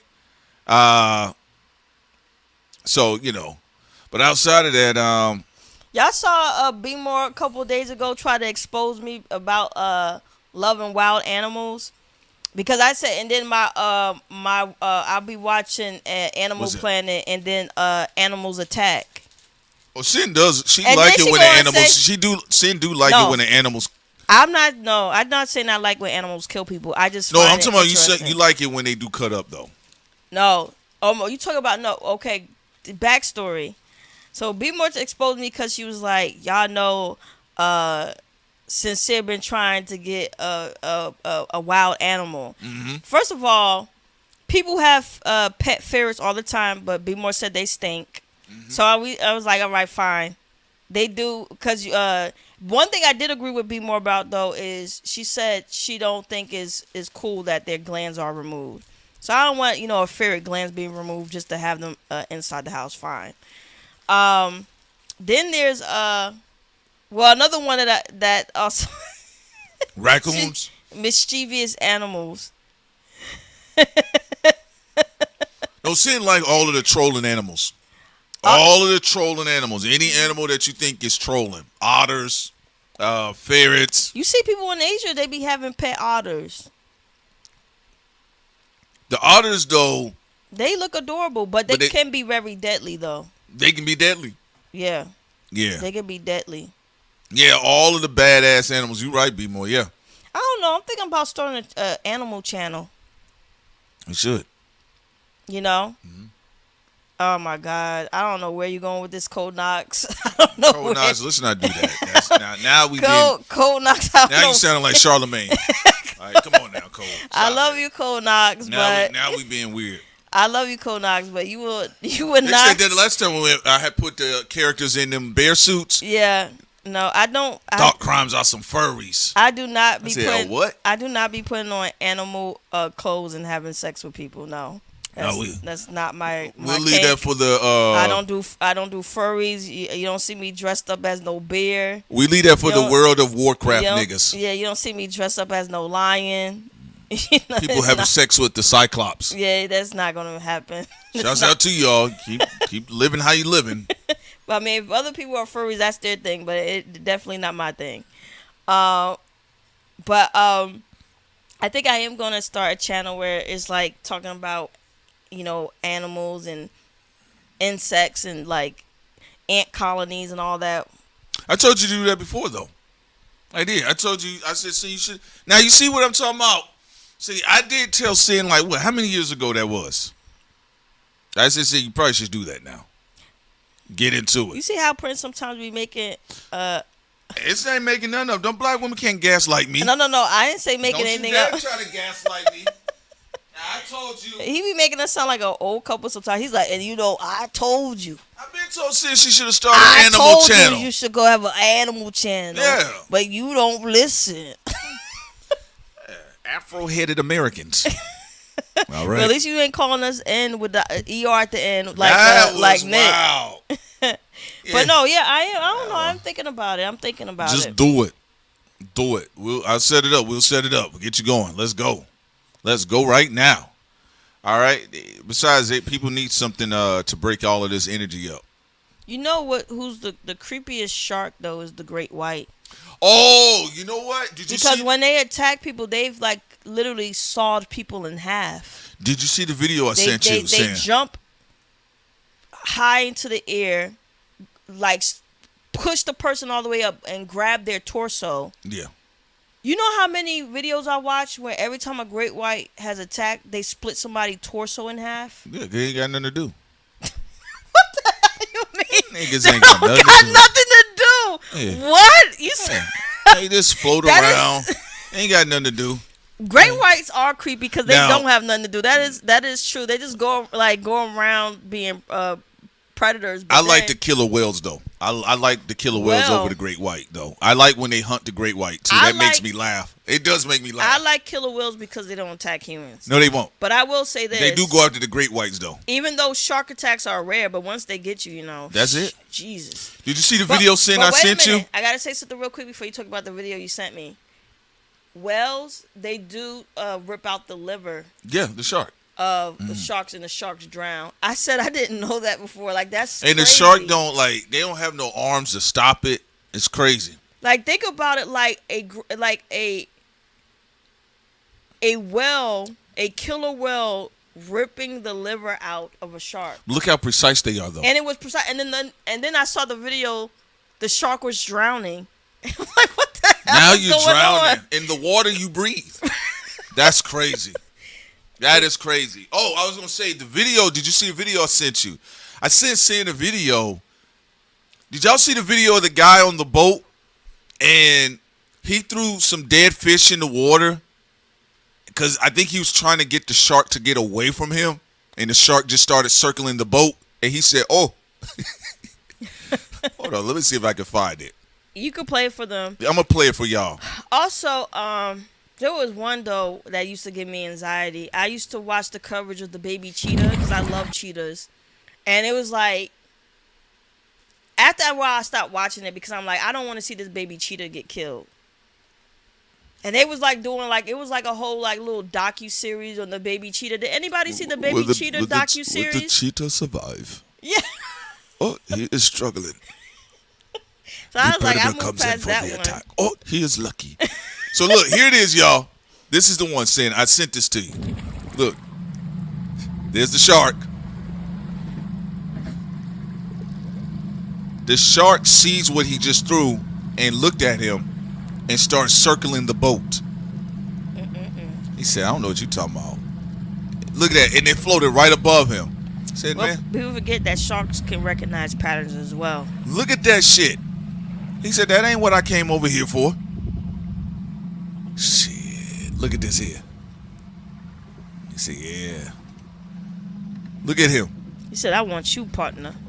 And look, and you out there with no one. Wow. And the shark look at him right in the face. Yeah. Man, get the fuck up from around my fucking boat. You know, they have knocked people out of their boats. I know. That's why he better not be like, they have done that. They knocked somebody off of their boat And you don't want to create a chase. just to get got. Look at him. Look at that. And the shark looking around to see if anybody's going to see anything. But you know what makes people like so interesting about not respecting the intelligence of other people? Yeah. I seen tribal people in a little canoe Right. and nothing happened. I was watching a documentary where it was this tribe and they go out into the middle of the ocean and they have their little canoe and they do like they have a little instrument and they play the instrument on the side of the canoe and they are called like shark charmers. Zero fucking fear. Complete control over the shark. Yeah, well, you know. No issues. Yeah. And then us in modern times, we got all this advanced technology still getting flipped out of boats. And they go out there playing aggravating music. Ozzy Osbourne. They're like, yeah, the shark just ate the whole crew. And look at this. Saying, look, the shark goes up under his boat. bro. I'm not gonna lie. This was the first shark video that kind of had me on edge. I was like, "What is he going to flip it?" Look. Well, that's why when people be like people like Bill Gates be like, we need to experiment on tribal people and get rid of them. I'm like, no, we need tribal people. What the fuck you talk about? If everything in technology ends up failing, and we go through almost another extinction event, the tribal people are the people who are going to keep us alive because they know how to live off the land. Put Bill Gates out there. With little tools. Put him out there. And we see if we can experiment on him. Yes, I do love that because people ignore environmental intelligence, which is what a lot of tribal people have. Yeah. If you think you're so smart in your high riser, that's a great point. Yeah. You go out with barely nothing out in the middle of the ocean, okay? And let me see how intelligent you really are. Because respectfully, if this would have been me in this situation, I happen to get caught out there, and let's say I'm not out there with B-More and or the Sin. You definitely wouldn't be out there with B-More. I said, B-More, well, you would never catch B-More in a situation like this. Even if she thought like it's a nice day and she sees this. No, I'm just saying. Just being honest, you wouldn't. I know that's it, but let me make my point, babe. He want to paint the scenario. Yeah. Go ahead. I'm telling you, even if I'm out here. She said her such a fuck not. Yeah. Absolutely no. Oh, yeah, I know that, B-Boy. Prince and I are more likely to go out and do something like this than. But if this does happen, I'm putting the boat up. I don't feel like running into that again. Well, I had a weird encounter because I told Prince and B-More this story already. I was out there in Florida canoeing with one of my relatives, and it was such a horrible day. Almost got ran over by somebody's boat. They was like, get out of the way before we accidentally hit y'all. Then we were out in the middle of the ocean. Now, I told this relative that we should follow somebody else who was also a relative, and we should follow the same. We should stick together. They wanted to go in a different direction. We go out, middle of the ocean. No, I was lucky too. No alligators got us or nothing. But we was out there for a long while. Luckily, no great white shark because I'm a short person. So fuck just getting your torso cut in half. As my whole body would get eaten up. My fucking great white. Right. Now, when I went canoeing in Massachusetts, no issues. But yeah, I mean, it's Massachusetts, so there's no issues. But what I realized, though, going canoeing in Florida, I realized so many times that I was lucky because there was a couple, older couple, white couple, they went canoeing, and his wife got ate up by an alligator because the canoe hit the top of the alligator's back. Oh, yeah. And it triggered the alligator, and the alligator went and ate her. Yeah. And then I don't like doing my stuff with white people either because when I went snorkeling, it was a bunch of drunk white people on the boat. And we out in the middle of the ocean. This white bitch gonna be like, shark, shark, shark. She was drunk and she was like floating on her back talking about shark, shark, shark. So the instructors all came out like, was whistling for everybody to get back on the boat. And then she said, no, I'm just joking. I would have had her arrested. Girl, no, you're getting arrested. Talk about it. You're getting arrested. So then she was really fucking annoying. So I was like, definitely like not doing, cause it was too many. And no offense, but white people, y'all know y'all people, and on a boat, drunk, a mess, in the ocean, talking about shark, shark, shark. She was messing up the vibes, cause everybody we want to see the coral reef. We like looking at the barracudas and all this other stuff, and then she out here acting like a retard. Yes, well, people have survived bull attacks, but you definitely still got to be careful. Tiger sharks are no fucking joke. People have gotten mutilated by tiger sharks. People have lost calves to bull sharks. And then I was watching some documentaries where people got tore the fuck up by black tip sharks as well. You know what? In South Africa, There was a white woman who got her whole ass cheek bit off by a shark. Yeah, and Yeah, they just actually showing that a tiger shark. They actually had a couple shark attacks a couple days ago. Yeah, a teen girl lost her leg. Another person looked like they was trolling, and then some tiger sharks tore him up.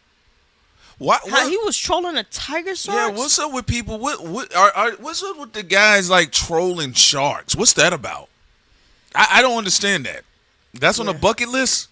Well, also sometimes bull sharks be in fresh water temporarily. Yeah. I'm like, why you gotta bring your bullheaded ass? We're supposed to be like, you think fresh water was supposed to be safe, and then temporarily bull shark big ass head is over there too.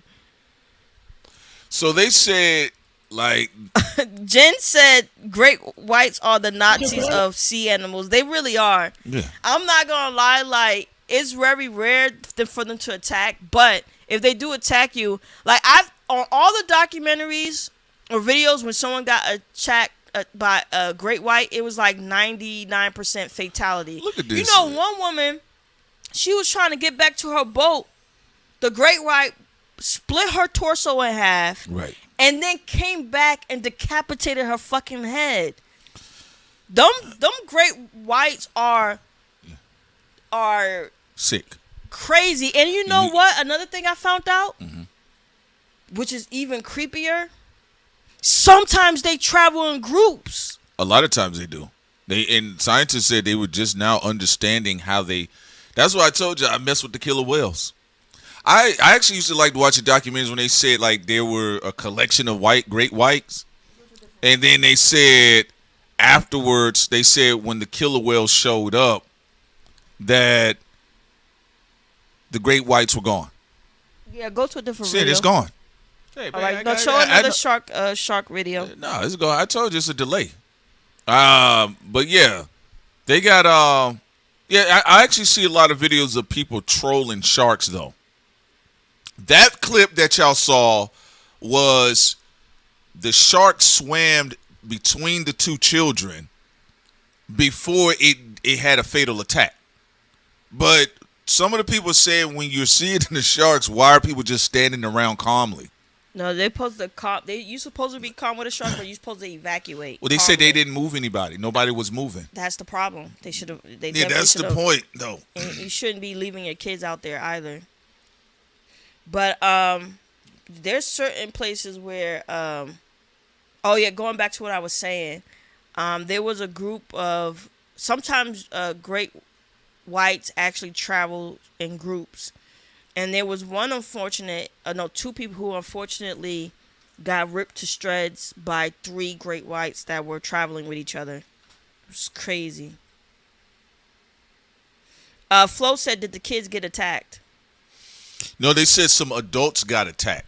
Yeah, the kids got lucky that day. But the fact that the shark was swimming around, they said adults was just standing around. I don't know what it is.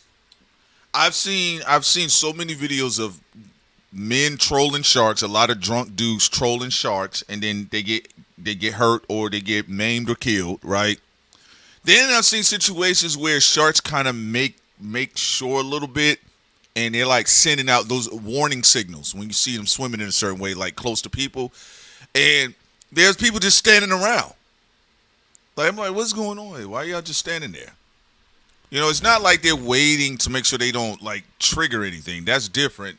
You don't want to panic or anything like that. But after the shark leaves, you just see a situation where after the shark leaves, they're just standing there like, okay, the shark is gone.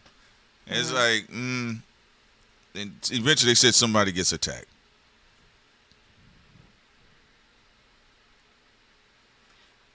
Are we doing call-ins? I don't care either way. Okay. I feel like it's a no. It's probably going to be a no. I don't think. Yeah, we're going to leave it. We'll leave it. I don't want to We'll do too long. But yeah, so Sid, that's what you need to get started on, love. Get that going. Sure. Thank you. I didn't know what I want to do. Your Thank mic you for guiding me. It's like you didn't know if you was showing up today. You better be quiet.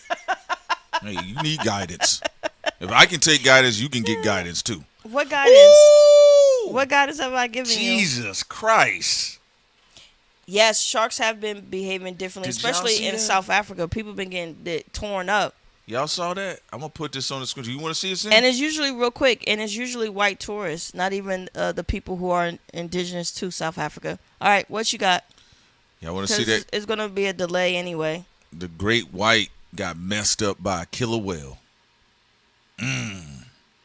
Tore him up. Let me see. I'll play this for y'all. B More says sharks been learning AI. That's funny.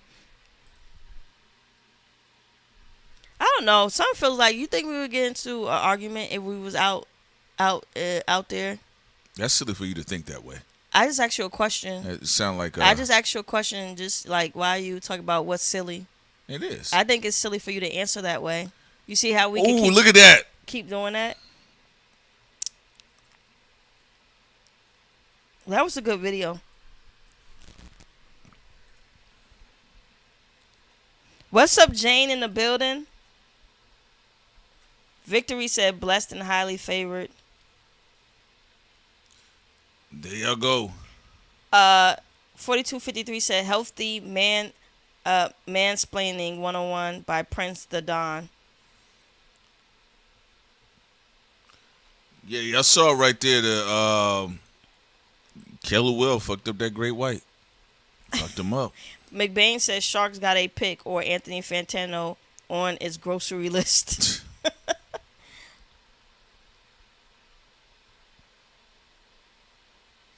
All right. Anything else, Sin? Also, this nice thumbnail, Prince, that you did. Very beautiful.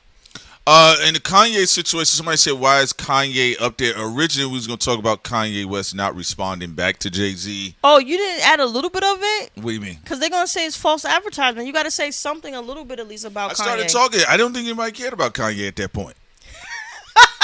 Nobody cared. If I put Jay-Z next to Kanye. Which I told you to do.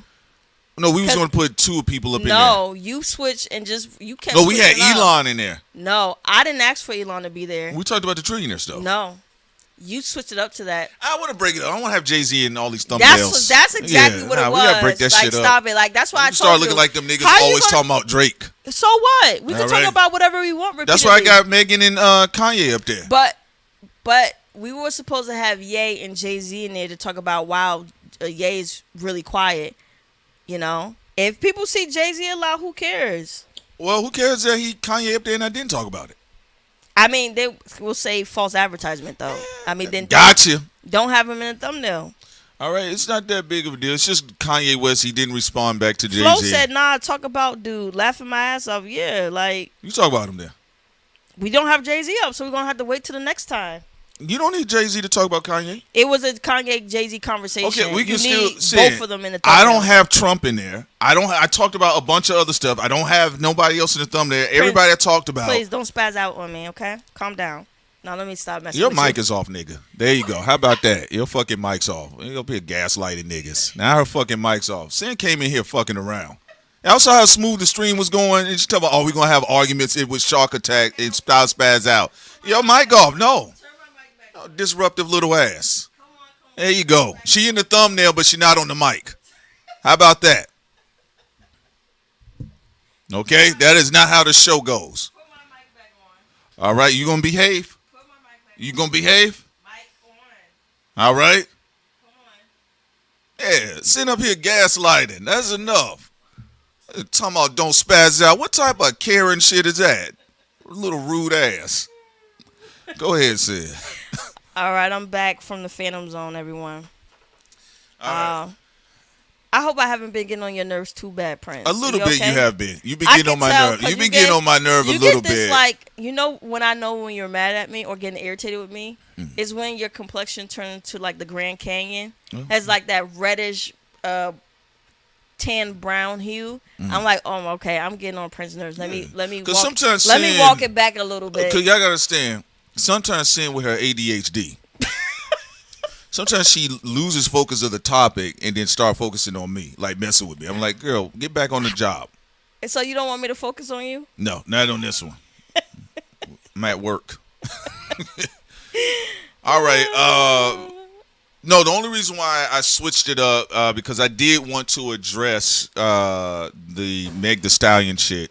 So any more industry goon niggas get on there getting saucy with us, I will just be blocking you, and you're in there harassing our Patreon members. It's just that simple. You can keep your money. All right. But as far as Kanye West, well, Jay-Z now has gone into the silent treatment. So now he's showing up in his tennis gear at the soccer games. That is true. Yeah. No, Yeah. Prince, it's okay. I told you did a great job with the thumbnail. Next time when we talk about Ye and Jay-Z, we'll have them both in the thumbnail. We'll talk about them. The Kanye is just an advertisement for tomorrow's show. Tomorrow's show, will we have Kanye and Jay-Z both in the thumbnail? It's because the Roc Nation, anti-Roc Nation stuff is getting on your nerves. The Roc Nation, it ain't really you. I mean, you are trolling, but it ain't really you bother me. The Roc Nation and anti-Roc, it does get on my nerve because it's a bunch of bitches. That's all I feel. This is a bunch of grown bitches, and they all keep crying about nothing. Who cares? All right? Nobody cares. But I am glad the industry niggas are destroying each other. That part I'm happy about. You know, I will tell you that personally. But the Roc Nation conversation, it do get on my nerve. Because it is so much tight-ass controlling energy. Especially since they're like, no offense, y'all doing big sinful things. Like, why are you crying like you're morally superior? Yeah. Roc Nation in partnership with Live Nation, that's fucking up everybody. All of y'all are a part of mafias, allegedly. Desiree Perez she was connected to a cartel operation or something. Right. Y'all already know what OVO and TDE is about. So it's like, why are we acting like people, like everybody involved in the conversation allegedly is a part of mafias? All right. So like first of all, if you start the conversation there, nothing else more needs to be said. Okay. I think it's just the whole watch your mouth, watch your tone shit. And I'm like, bro, I didn't do that in Alabama against skinheads. Like, so I don't really care about this stuff like that. Let me see. Export says that's how you check your woman, Klay Thompson. No, I'm not Klay Thompson, and saying damn sure she ain't Meg. You know, we ain't doing that. But I appreciate you are darker than Klay. Prince is darker than Klay. He's not that light. Not Klay to that Thompson light. is a giant. Prince, why in this video you and I are the same complexion? What you talking about? You and I are the same complexion. Our characters. Stress. Okay. Because I was like, I'm like 2-3 shades darker than you. But one shade. Don't Wait gas a minute. yourself up. Now I'm gassing. You say I'm gassing myself up by saying 3 shades darker. Trying to play the game. I'm a couple. In fact, Sin is a shade darker. Why than your me. character 1 shade darker than me? Turn on the lights. Niggas a different color in the dark. So, you know. Yeah, Callie Jane. Yeah, they all does. See, I mean, I will not run out of jokes for you guys. We will always make sure you guys have fun with on your job. But if you want to ask on a personal, they all fucking get on my nerve. It's just all crybabies, and because when you run into, like when we talked about what goes on with real people, stuff that we covered, people do have real issues. But that's the thing about that Hollywood shit, man. Whatever revolve, it's a self-centered universe. It is, man. It's like, bro, y'all shut up, man. My bias coming is I go by percentages. If your team is getting on my nerves the most, you're the person that I'm not messing with. It's that simple for me. You know, if people leave us be is who I like the most. Because y'all all mafia. Yeah. And then, like, I see even with Charlamagne versus Academics, like, what purity test is that? Like, come on. So it's just about whoever throw them in the ring and let them fight. Whoever leaves me be. They kind of act, even though Wemby's 22, but they do kind of act like Wemby though at ages 50 and above. True. Cause Wemby elbowed people inside of their ear hole and everything. Then he was crying. Was that too hard on you today, Prince? This morning? Are you okay? Please. You might about to get turned right back off. That's trying to gaslight me. Are you strong enough for it, little man? No, I'm fine. Sid, I'm perfectly fine, love. You all right. It's just we just good. We having fun. Joe Jackson and Jesse Jackson are related. I don't know, Black Man. You sound like you're trolling. But you may not be. Well, they are Midwesterners too, so Chicago and Gary. Let's see here. Anything else saying that you wanted to touch on? They also said, okay, they said that, okay, let me see something real quick saying. Because they now that situation with the lady from the bungee cord, that thing is still making its rounds. Okay, they said her last post was, "Who was the crazy person who let me jump off the bridge?" Is that someone trolling her account? No, they said it was her last account, her last post on her IG account. That don't make no sense. How she has time to do that if she's falling to her death? Who was the crazy person who let me jump off a bridge? Oh, she must have been saying that before. Probably so, but I get like saying like who? Okay, I get it. Yo, what's up, dude? In the building. Big salute to you as well. Okay. Love your music, by the way. Did you want to take? Shouts out to Dude, by the way. Did you want to take a few calls, Sam? No, like you said, tomorrow feels like it's the best time to take calls. Because Kanye gonna be in the middle and Jay-Z gonna be in the middle of it. Yeah, they like to call more on like things like that. You know. I think some people call in and they want to report Jay-Z. Is that true? Is that for some of y'all? Some of y'all want to report Jay-Z. Do y'all feel like that? You know what's also happening in hip hop now? Now people are crying over theories. Like now, Yeah, tell me. Now people are being extra sensitive about theories. Like hip hop theories has always been a thing. You know what I'm saying? Well, like even like crying about ahead. like the theory that we had in 2018 that Jay-Z was setting up Drake and he's going to send more assassins. Right. Could be true, may not be true, but it's a hip hop theory. Somebody was crying about that. I think some people were adding us online. They was getting upset. No, but I'm just saying, like, I'm here to be entertained, not to be bored by getting overly serious with entertainers. Y'all are supposed to be entertaining us. What the fuck? You're an entertainer trying to make all this serious, and you may be in serious situations, and then trying to make hip hop boring and sterile. Where I mean, like, one of the things that's fun is coming up with hip hop theories and narrations. That is true. That is true. I mean, and think pieces and all of that stuff. Like, come on. I agree with you. I don't know, Sin. I do agree with you about, you know, when people usually say like, oh, it's like it's sensitivity, and it's just like, yeah, you just don't like these people, right? But there's a lot of sensitivity going on right now. To your point, it's not. I don't like or dislike most of these people. I'm indifferent. It's indifference. Because you know the people who really I hate. The only person who I really dislike in all of this, out of all the pro and anti Roc Nation people, is actually Charlamagne. Yeah. I cannot stand Charlamagne. Mm-hmm. I can't stand his lisp. I can't stand his being. I can't stand all the women who be acting like he's for women when he gave a 16-year-old alcohol. Mm-hmm. And also, to me, out of all the demons, like, you're being way too preachy. Hey, at least some of the people tone it down.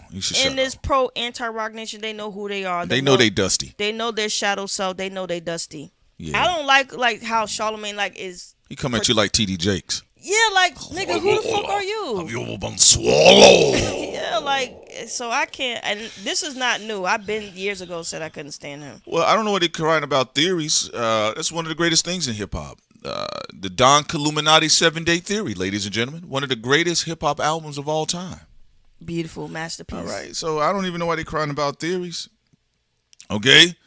I don't know why they're crying about theories. They have a theory. They say that racism don't exist in their space.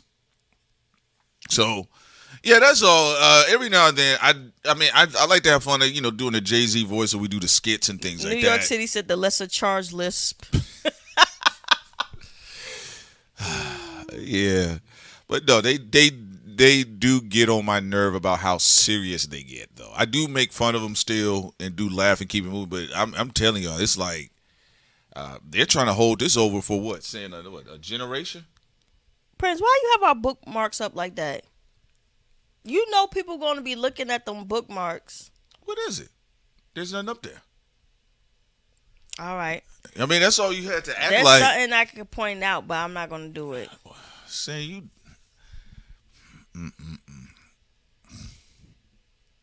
All Sin had to do was Prince, roll with the show and then tell me off to the I side. like his full beard. Okay, that's all Sin He's had growing to say. he's growing his full beard back in. It looks good. All right, that means it's gonna probably be time to wrap it up then. I told y'all. She What? started focusing on me. What? Why? She You get don't want off me the to stories. Fine. I'm sorry. I'm not gonna focus on you no more. They get off the stories. Is it something wrong to find Prince to be more interesting? Is that a problem? You think I'm more interested in the stories? I mean, what do you think otherwise? I'm just asking. I just came here. I don't want to be a narcissist. I'm not coming to talk about myself. I leave that for the rappers, the Jay-Z's and the Kendricks and the Drakes and the Nickies. Let them talk about themselves. That's a fair point. Yeah, but like what Trump say, more about me. But no, it's all good though. But yeah. But outside of that, I think that's it, Sandy. We talked about because look, we told y'all the Roc Nation thing in what that video you say we talked about that one in 2023. And we talked about the setup part. We talked about 2018. 2018. Now they're saying the same 5-6 people who keep being talked about. So what? You keep what I don't like. Stop doing that mirror magic shit with us. I don't like that these industry people do in their stands. Like, so we'll be like, we'll call something early and be like, damn, they really are focusing on the same 5-6 people. Even though we talk about the same 5-6 people, we have other topics obviously on our YouTube channel, and sometimes we don't even talk about these people. And y'all can check our Patreon, very diverse, right? And then let's say we decide to talk about like Jay-Z or somebody on a certain day. Damn, y'all talk about the same 5-6 people. Like, don't do that mirror shit with me. But okay? then they go to somebody's Don't take YouTube. what I say out of my mouth and keep mirroring me like I don't have a fucking twin, okay? Doing that like mean shit. Hold on a second. Then, It's okay, like- even when they say that, then they go to a YouTuber's channel that is what they're doing.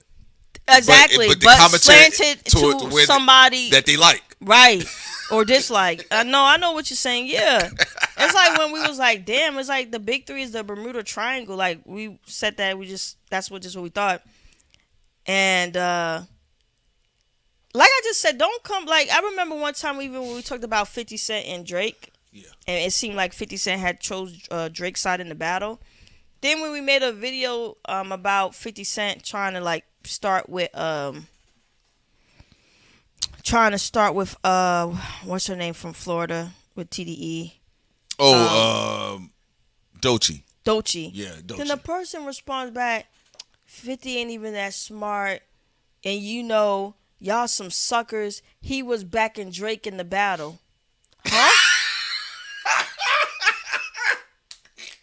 You mean the thing we first reported on? What? The fuck are you talking? How are you going to use a story I broke and then try to use it back at me for another fucking video? What is your fucking point, bro? Yeah, I'm like, you know what? If you be in media, Fuck off. you'll see it. It'd be so weird. It happens. It happens. Lord have mercy.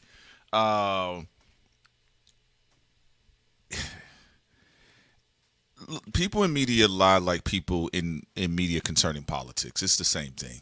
It's the rappers. I'm going to bring back the economy. We're going to save the billboards, or we're going to save him. It's the same shit. It's the same shit. But yeah, no, that does happen a lot. The person did say that to us, and they said it with a straight face in their avatar, and I was like, whatever, man, whatever. But yeah, nah. They are suffocating the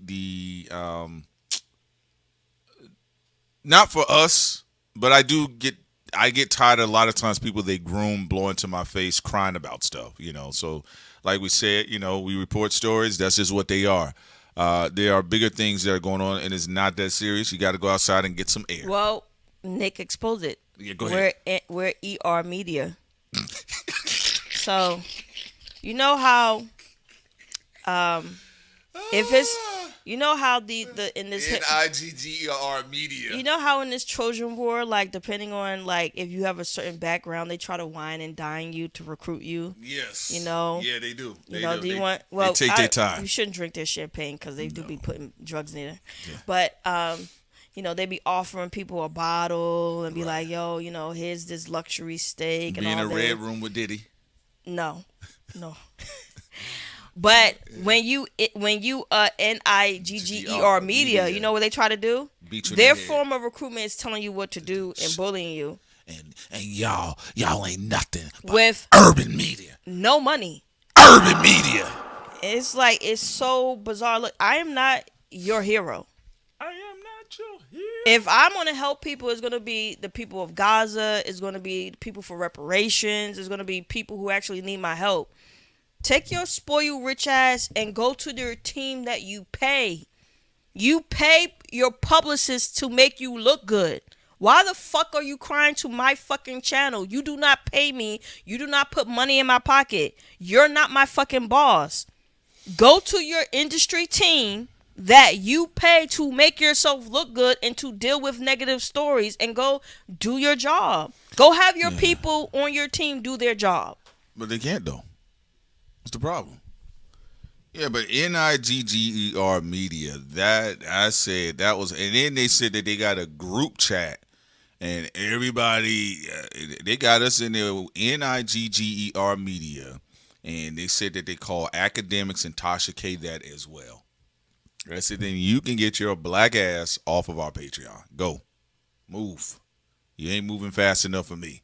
But that shit is funny and wild. But yeah, you got a lot of that going on, and a lot of conflation. Even with the market, I'm like, bro, like Jay-Z was at the finals hugging Robert Kraft. Like, I mean, and Robert Kraft loves Donald Trump. Well, Desiree Perez has a great relationship with Donald Trump, but a lot of people in hip hop do. Yeah, so that's what I'm saying. I'm just saying it doesn't. Snoop Dogg, everybody. Snoop. Yeah, Snoop was at the Crypto Bowl. What was that shit called? Snoop, Rick Ross. You got a lot of Nelly.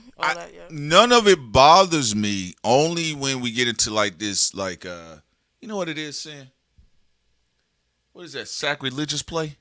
It is. People, instead of just competing, okay, let's say Young Money is in Roc Nation, right? Right. There's no morality. Just put the better music out, or I don't know, the better think pieces, but the politics part is getting annoying because it's like y'all all do it. Y'all do it, the politic tricking. So it's like that part, and then the morality part, like those are two things. Is like it's getting on my nerves. I think it's outdated, and they're trying to do that as a cheat code to knock somebody off of some celebrity island. Yeah. But it's like it's getting boring, and you see how it's drying up the conversation. At least like it's not making it as fun as what it can be because of okay.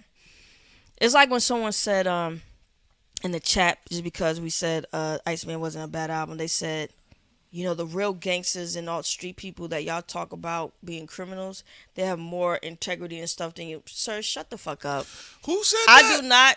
I do not traffic people. Shut your fucking lying ass mouth. You're not going to gaslight me with people having mafias wars and try to gaslight us like somehow there's moral corruption. Y'all are morally bankrupt. There is no choice on that. Wait a minute. Hold on.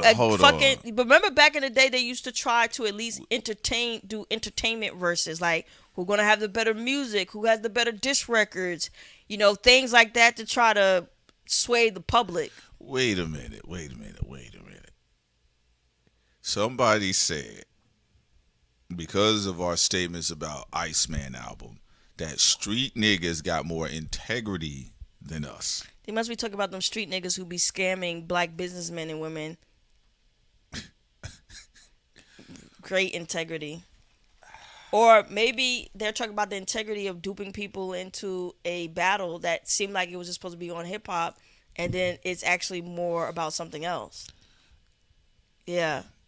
You don't have no integrity, sir. I do think people like that should get caught in drive-bys. What do you mean? This is what it says. That's all. I just feel like if we are peacekeepers. The street niggas aren't. No, they're not. So that's all I'm saying. Like if you, because what you saying is that because you so fanned out, that people that are violators, because street niggas, it goes everywhere. They said integrity like Jay Prince. Yeah, like setting up people to get Integrity. integrity. Yeah, so like I mean that you see those like what she just framed right there. Those are the things, and they crash so hard into you like dumb birds, right? They're like, yeah, I'm sending a message to y'all. Y'all don't have no integrity. You don't have none. If especially industry niggas that are trying to terminate each other. If y'all had integrity, you niggas would have had a union. Y'all don't have nothing. If y'all had integrity, y'all don't, like you don't. Y'all have, wouldn't even be warring for each other. Like the fact that the people, fans are even going through all of this hell. The fact that y'all trying to get each other caught up in RICOs when allegedly when y'all all have allegations of trafficking is very weird. Like I talked with Prince and I talked about this on the Patreon. Then what the fuck are you even doing this for? By the end of the day, whoever wins, their reputation is still going to be shot because you're going to have a group of people who are going to be very angry if they're like, they really love Jay-Z's music, Drake's music, Nicki's music, Megan's music, so on and so forth, right? You're going to have a lifetime of haters. Whoever loses and whoever wins, you will be hated forever. By a certain segment of people. Yeah. Which is fine if that's what you want, but y'all never prepare for it though. But the thing is, don't try to act like it's a fight about morality, because to your point, if it was about morality, y'all would have been just went after Lucian Grange and UMG and some other people. Yeah, bro, so it's like don't try to do the morality thing because it's not there. It's actually a sad situation because there's a lot of black entrepreneurs. I don't even feel like I don't care. Yeah, we good. We good. Yeah, because I mean, but that is funny though. We passed kneeling. That is funny. That is funny. And I actually think I don't know. Everybody's acting like you remember that they had that old movie with John Travolta, or I think they did a remake of it in the early 2000s. Everybody's acting like Bubble Boy. You know when Bubble Boy never had no real experience in the world.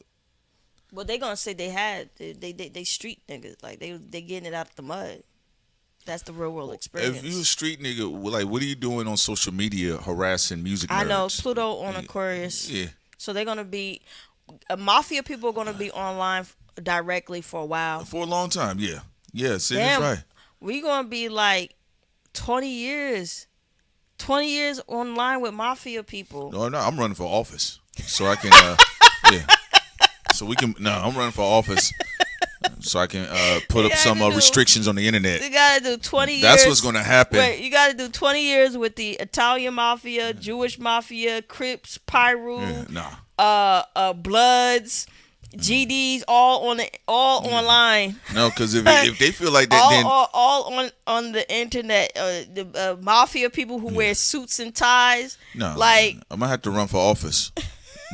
Because we're gonna have to put some measures on the internet, and then that's what I would do. And they were like, "Damn, bro, you used to be one." Nah, I'm gonna show you how y'all really block niggas. All right. So yeah, Bubble Boy night crawlers. That's funny. Yeah, no, but it is. It's a lot of silliness. Also, this is not about all street people. Again, shout out to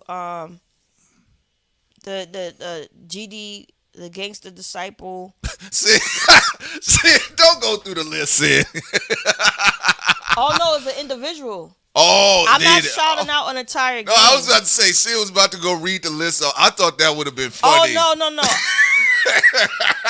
A lot of underworld people already know I don't do the gang stuff, but no, there's a lot of them. It was a YouTube. His name is called YouTube Gangster Disciple. Oh yeah. He watched our show a lot. Oh yeah. I know who you're talking about. Shouts out to him. Yeah. He came out of prison. I do not know what he went to prison for, by the way. Right. Yeah. But he be like, that's cool. He made me laugh because one day in the conversation he's like, "Dark Crimes, I just got out of prison, man. I'm so happy to be back out and listen to y'all show." I didn't ask questions about what he went to prison for. Sometimes it happens. But I do know of their. It's not like. First of all, I want to make something clear. I don't hate just criminals across the board or people who've been a part of gangs and mafias. That's not my point.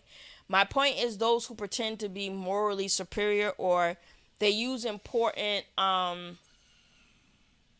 moral conversations as a shield to take out their competitor when they know that they're just as guilty. I just don't like that. And then bothering me. Now, whatever y'all do, fine then. It's none of my business. You want to try to use preachiness to get rid of somebody, whatever. But just because I'm talking the way I talk on my platform, don't try to tell me what to do. I didn't become a part of your syndicate so I can run my fucking mouth, okay? You know, because there is an understanding. Once you become a part of something, you have to sacrifice something. Understood. Like, let's say you become a part of some underworld organization. There is a part of how you go about things are going to have to change, which I'm not up for. I like talking freely. I like being free. I don't like having no, underworld lord, boss, telling me what to do. Listen, just growing up, I didn't get that as a kid or a teenager. And people made some very good offers that a lot of money was to be made. As I'm all right, because that means you got the eggshell shit. And I'm going to be honest with you, I'm probably not going to cooperate. I'm going to say something that's going to be out of line. And let's just not get into it. And so that's also, why when we get online. Who wants to be caught up in a RICO? Well, even if that's not the case, I just don't like the idea that you, like, they don't look at it, but who wants to be henpecked? Because, like, these are powerless people that are online henpecking folks, and it's crazy because the only thing about politics side of the game, if they don't threaten you first, if you're doing too much, the lobbyists do try to wine and dine you a little more. Hip hop raggedy they so goddamn raggedy. NIGGR media. Now, why would you want to create ops? That's one thing I always say people in rap do very well. They have a penchant for creating ops. And then acting like they have amnesia. What? It's like the online thing has been weird because even when the gropers was like, "Thug Crimes, you betrayed us," I'm like, I'm not a white supremacist. We're not white supremacists. I'm not a white nationalist or white supremacist. How can I betray you? Like, what are you talking about? Well, no, I mean, you betrayed. Just say you was watching the show. Candace Owens and Ye. Candace will be fine. Candace and Ye are fine. What the fuck are you talking about? They have security detail. They have black contracts. Trust me, they're fine. Yeah, and I'm like, they're fine. And I said to the person, I've never met Candace Owens or Ye in person ever. You do know that, right? So when you're talking about, did I ever say I know Ye personally and I'm friends with him or Candace? It's like the same thing with all this other stuff. I've never met Drake in person. I've never met Kendrick in person. Like, well, the other thing is like, too, I haven't talked to nobody on the phone. The only people we got we did talk to Ye's people on the phone, but we didn't. But even with them, they weren't. We never talked to Ye directly. But I do like Chicago people because they're not. They're not controlling. No, to your point, when we talked to Ye's people, he was really laid back. He just said, "Just don't say my name," and I was like, "Fine." But they don't give a fuck what we say on the fucking mic. It's Chicago. That's the thing I do love about Chicago spirit. Same thing with the Southern niggas. They don't care. Don't interrupt my money. Chicago, the South, niggas just don't interrupt my money. I keep telling people that's what the niggas didn't get in the battle. They kept crying, Atlanta. Don't interrupt the money. Bro, if I'm getting money, all right, fine, you shout me out. I can't get money with you. What they say, then fuck it. Now I got to move on. We ain't holding up no post for no invisible shit. Right? That's not just how it goes. So that's the only thing I'll say with you hip-hop media niggas and you sycophants in the industry. Y'all have a talent with making ops. That's all I can say. The only people y'all like to wine and dine are the crackers that y'all think gonna sign y'all check. But that's really start the campaigns against y'all. All right, that's it. That's the crazy thing about it. Most of the campaigns don't even be started a lot of times by black fingers. No. It be started by the white people. And some of the white people, you know what? You already know. It don't even matter because we already warned everyone on the Patreon before about what white person, and it wasn't just UMG, not Lucian. I'm not even talking about Lucian and UMG with this one. There was a white person that someone told us about, a white exec, that let's just say wanted certain rappers gone. Yes. And yes. And we already talked about it, and I'm not going to talk about it again. But yeah, the just whole to say point this, is like they never bring up no. that. Well, they don't know nothing. No, that's all I'm saying. So, no, like I told y'all, the reason why think about what goes on in rap. If you all as consumers, and even some of the burner accounts of the industry, because I see some of the accounts, y'all, shouts out to y'all, but we don't put y'all on blast. How many times have you all just even in just rap alone, how many times have you seen people create unnecessary ops? A lot of times. And you all in the chat, y'all can say, yes, nah, P, Prince, I ain't never seen that, bro. You tripping. How many times have you seen people create unnecessary ops just in rap culture? No, if we had a hierarchy of underworld people's camps, I would say the best camp is Ye's camp. They don't bother us. Like they don't, like they have like some people may say delusional confidence. But some of them just don't care. No, but I'm saying they just don't. Yeah, they feel like they focusing on trying to make sure Ye survive whatever happens, and they look out for him.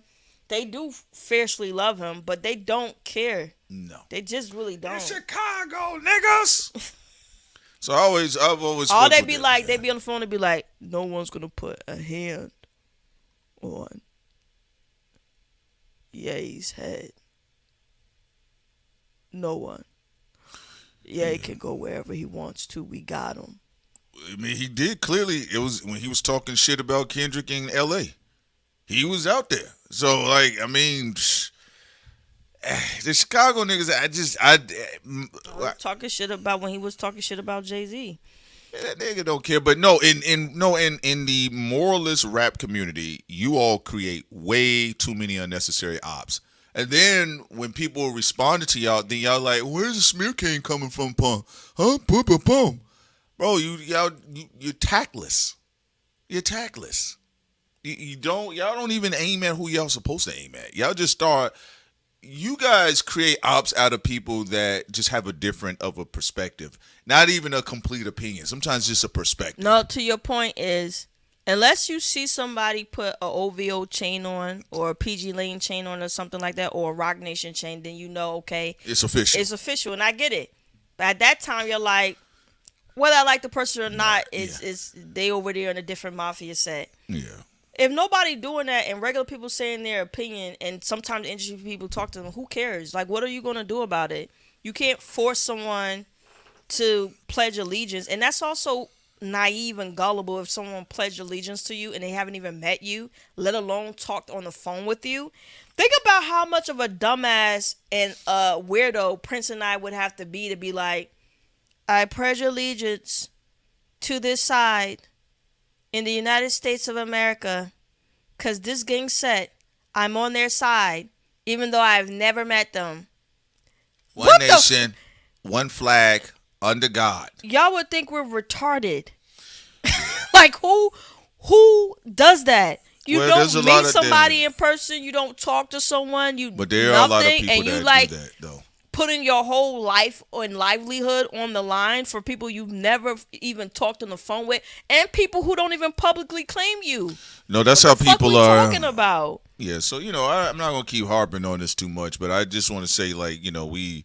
Like we said, I just wanted to address that because if anybody feel like, oh, we about to bleed on a Patreon, there's no pressure. There's no pressure. I'm telling you that. Like you said, if I wanted to do anything, I would have done it a long time ago. I am fine. And like I said, rule number 1 and 2, I work for myself. Sin works for herself. We work for what we do, and we really focus on the think tank and have fun, and we enjoy what we do. But all of this other shit, this tap dancing, Michigan J Frog shit that they trying to get people to do it. And shouts out to Diamond Dozen. Y'all check out his project. He got a real dope project about him having to battle Warner Brothers and how they was trying to Michigan J Frog him. But yeah, just the reality of the situation is like it has ruined a lot of free form in politics. But we told y'all. If you guys been paying attention, we said that there are other executives that are not tied to UMG that are ready for something. So, Sin and I, we told you guys what was going on with the executive conversations. All right, all of this other shit with who's your favorite rapper. People can have that. We'll have our jokes. We'll have fun. We'll even dissect what goes on with them. Keeping up with politics as well. Sometimes it can be a little emaciated, so we had to take breaks for psychological reasons. But outside of that, there are still those conversations that have not changed that we told y'all at the end of 2024 and the beginning of 2025 on our Patreon. And they're still gonna more than likely. It's going to come true.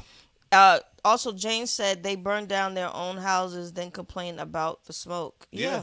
That's what I said. Even the conversation If style. you treated people with respect and kindness, like, why do you? I mean, we wouldn't even be here. Old Dog says, y'all right. I renounce my Rolling 60s Crip membership as of right now. Shout out to you, man. We like diversity. Whatever y'all connected to is whatever y'all connected to. What my values are is mine alone. B-More and I even had this conversation yesterday when we was having a philosophical conversation. It's not, for me, my ethics is just mutual respect. I don't believe you have to follow the same religion as me or have the exact same values as me. I'm not your fucking dictator. I'm not your mother, and I'm not your father.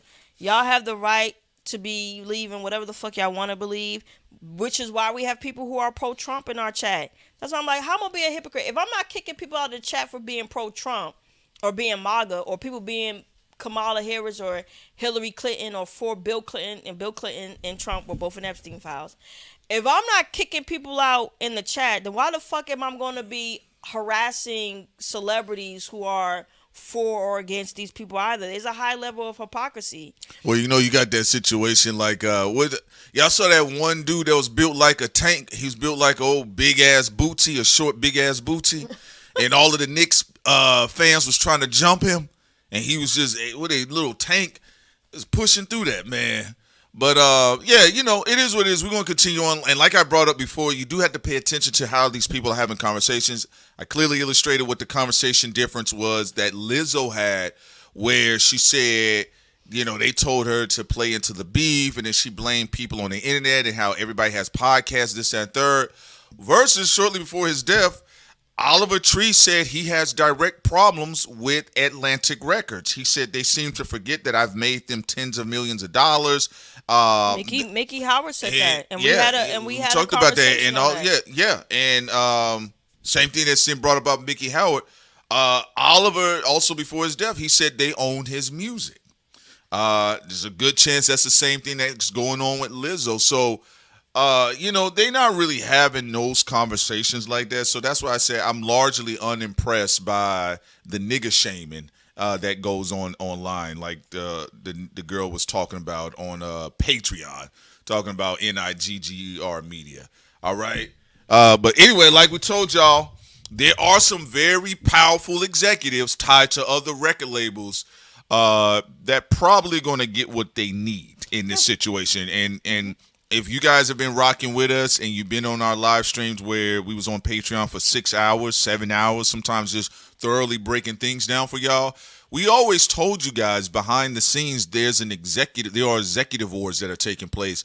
What you're seeing are chess pieces through the rappers that this is taking place. So people in different camps are telling partial truths, but it's really having to do with big time money behind the scenes. All right. I like being free. I like our chat being diverse, and I don't like being in an echo chamber.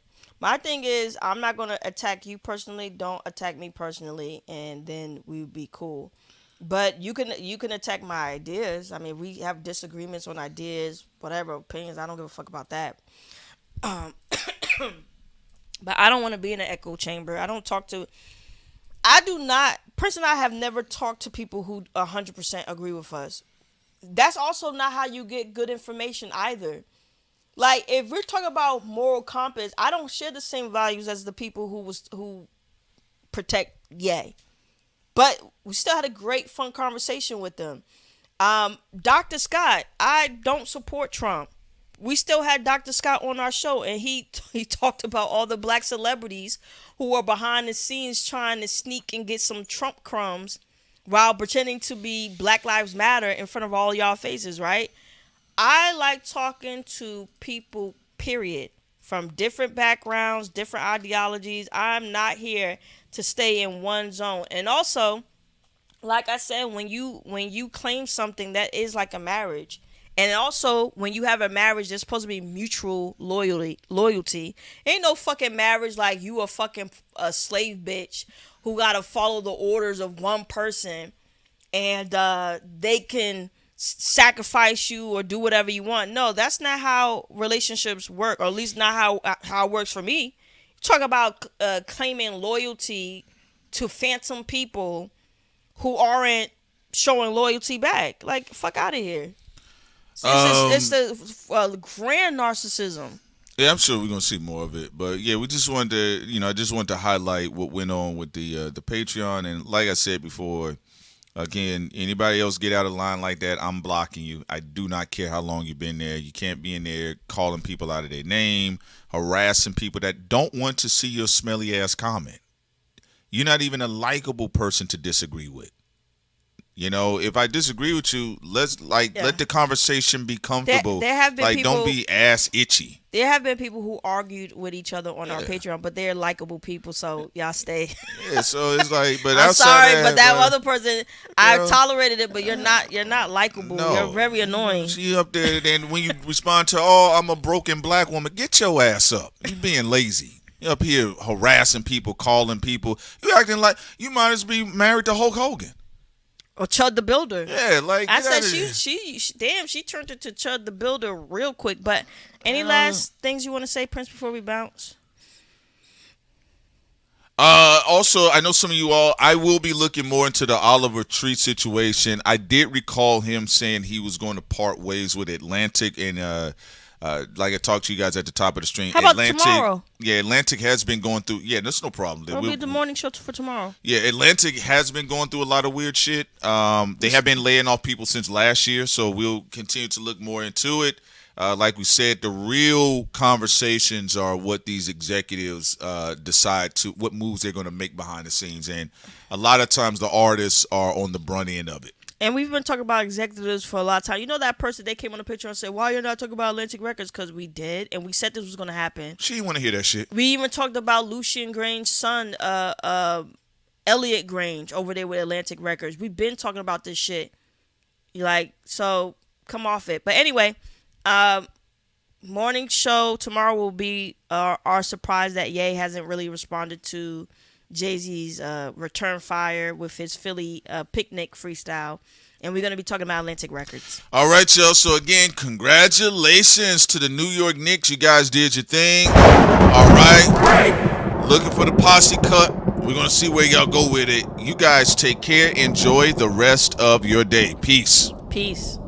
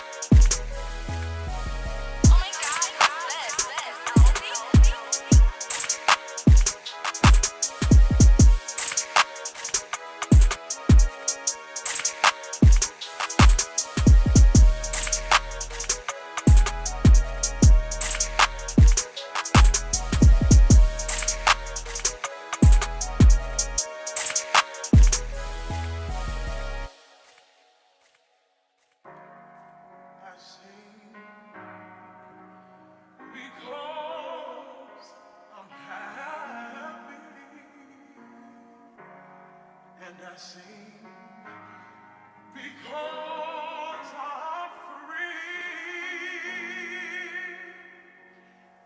His eye is on the sparrow. Oh my God, what's this? CRIMEZ. Sensational. Come on, man. And I sing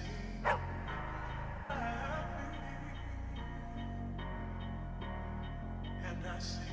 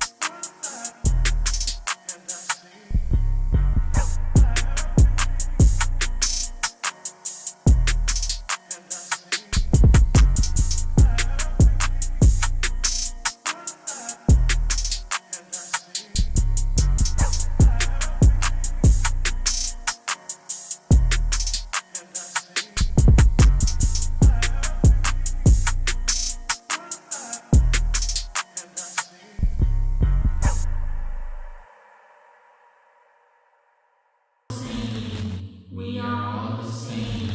We are all the same. More group Coming through your airwaves. All right, now I'm here to kick the ballistics. Check out Thought Crimes. Are you following me? Coming through your airwaves. Coming through your airways. You ain't gonna get me with that one.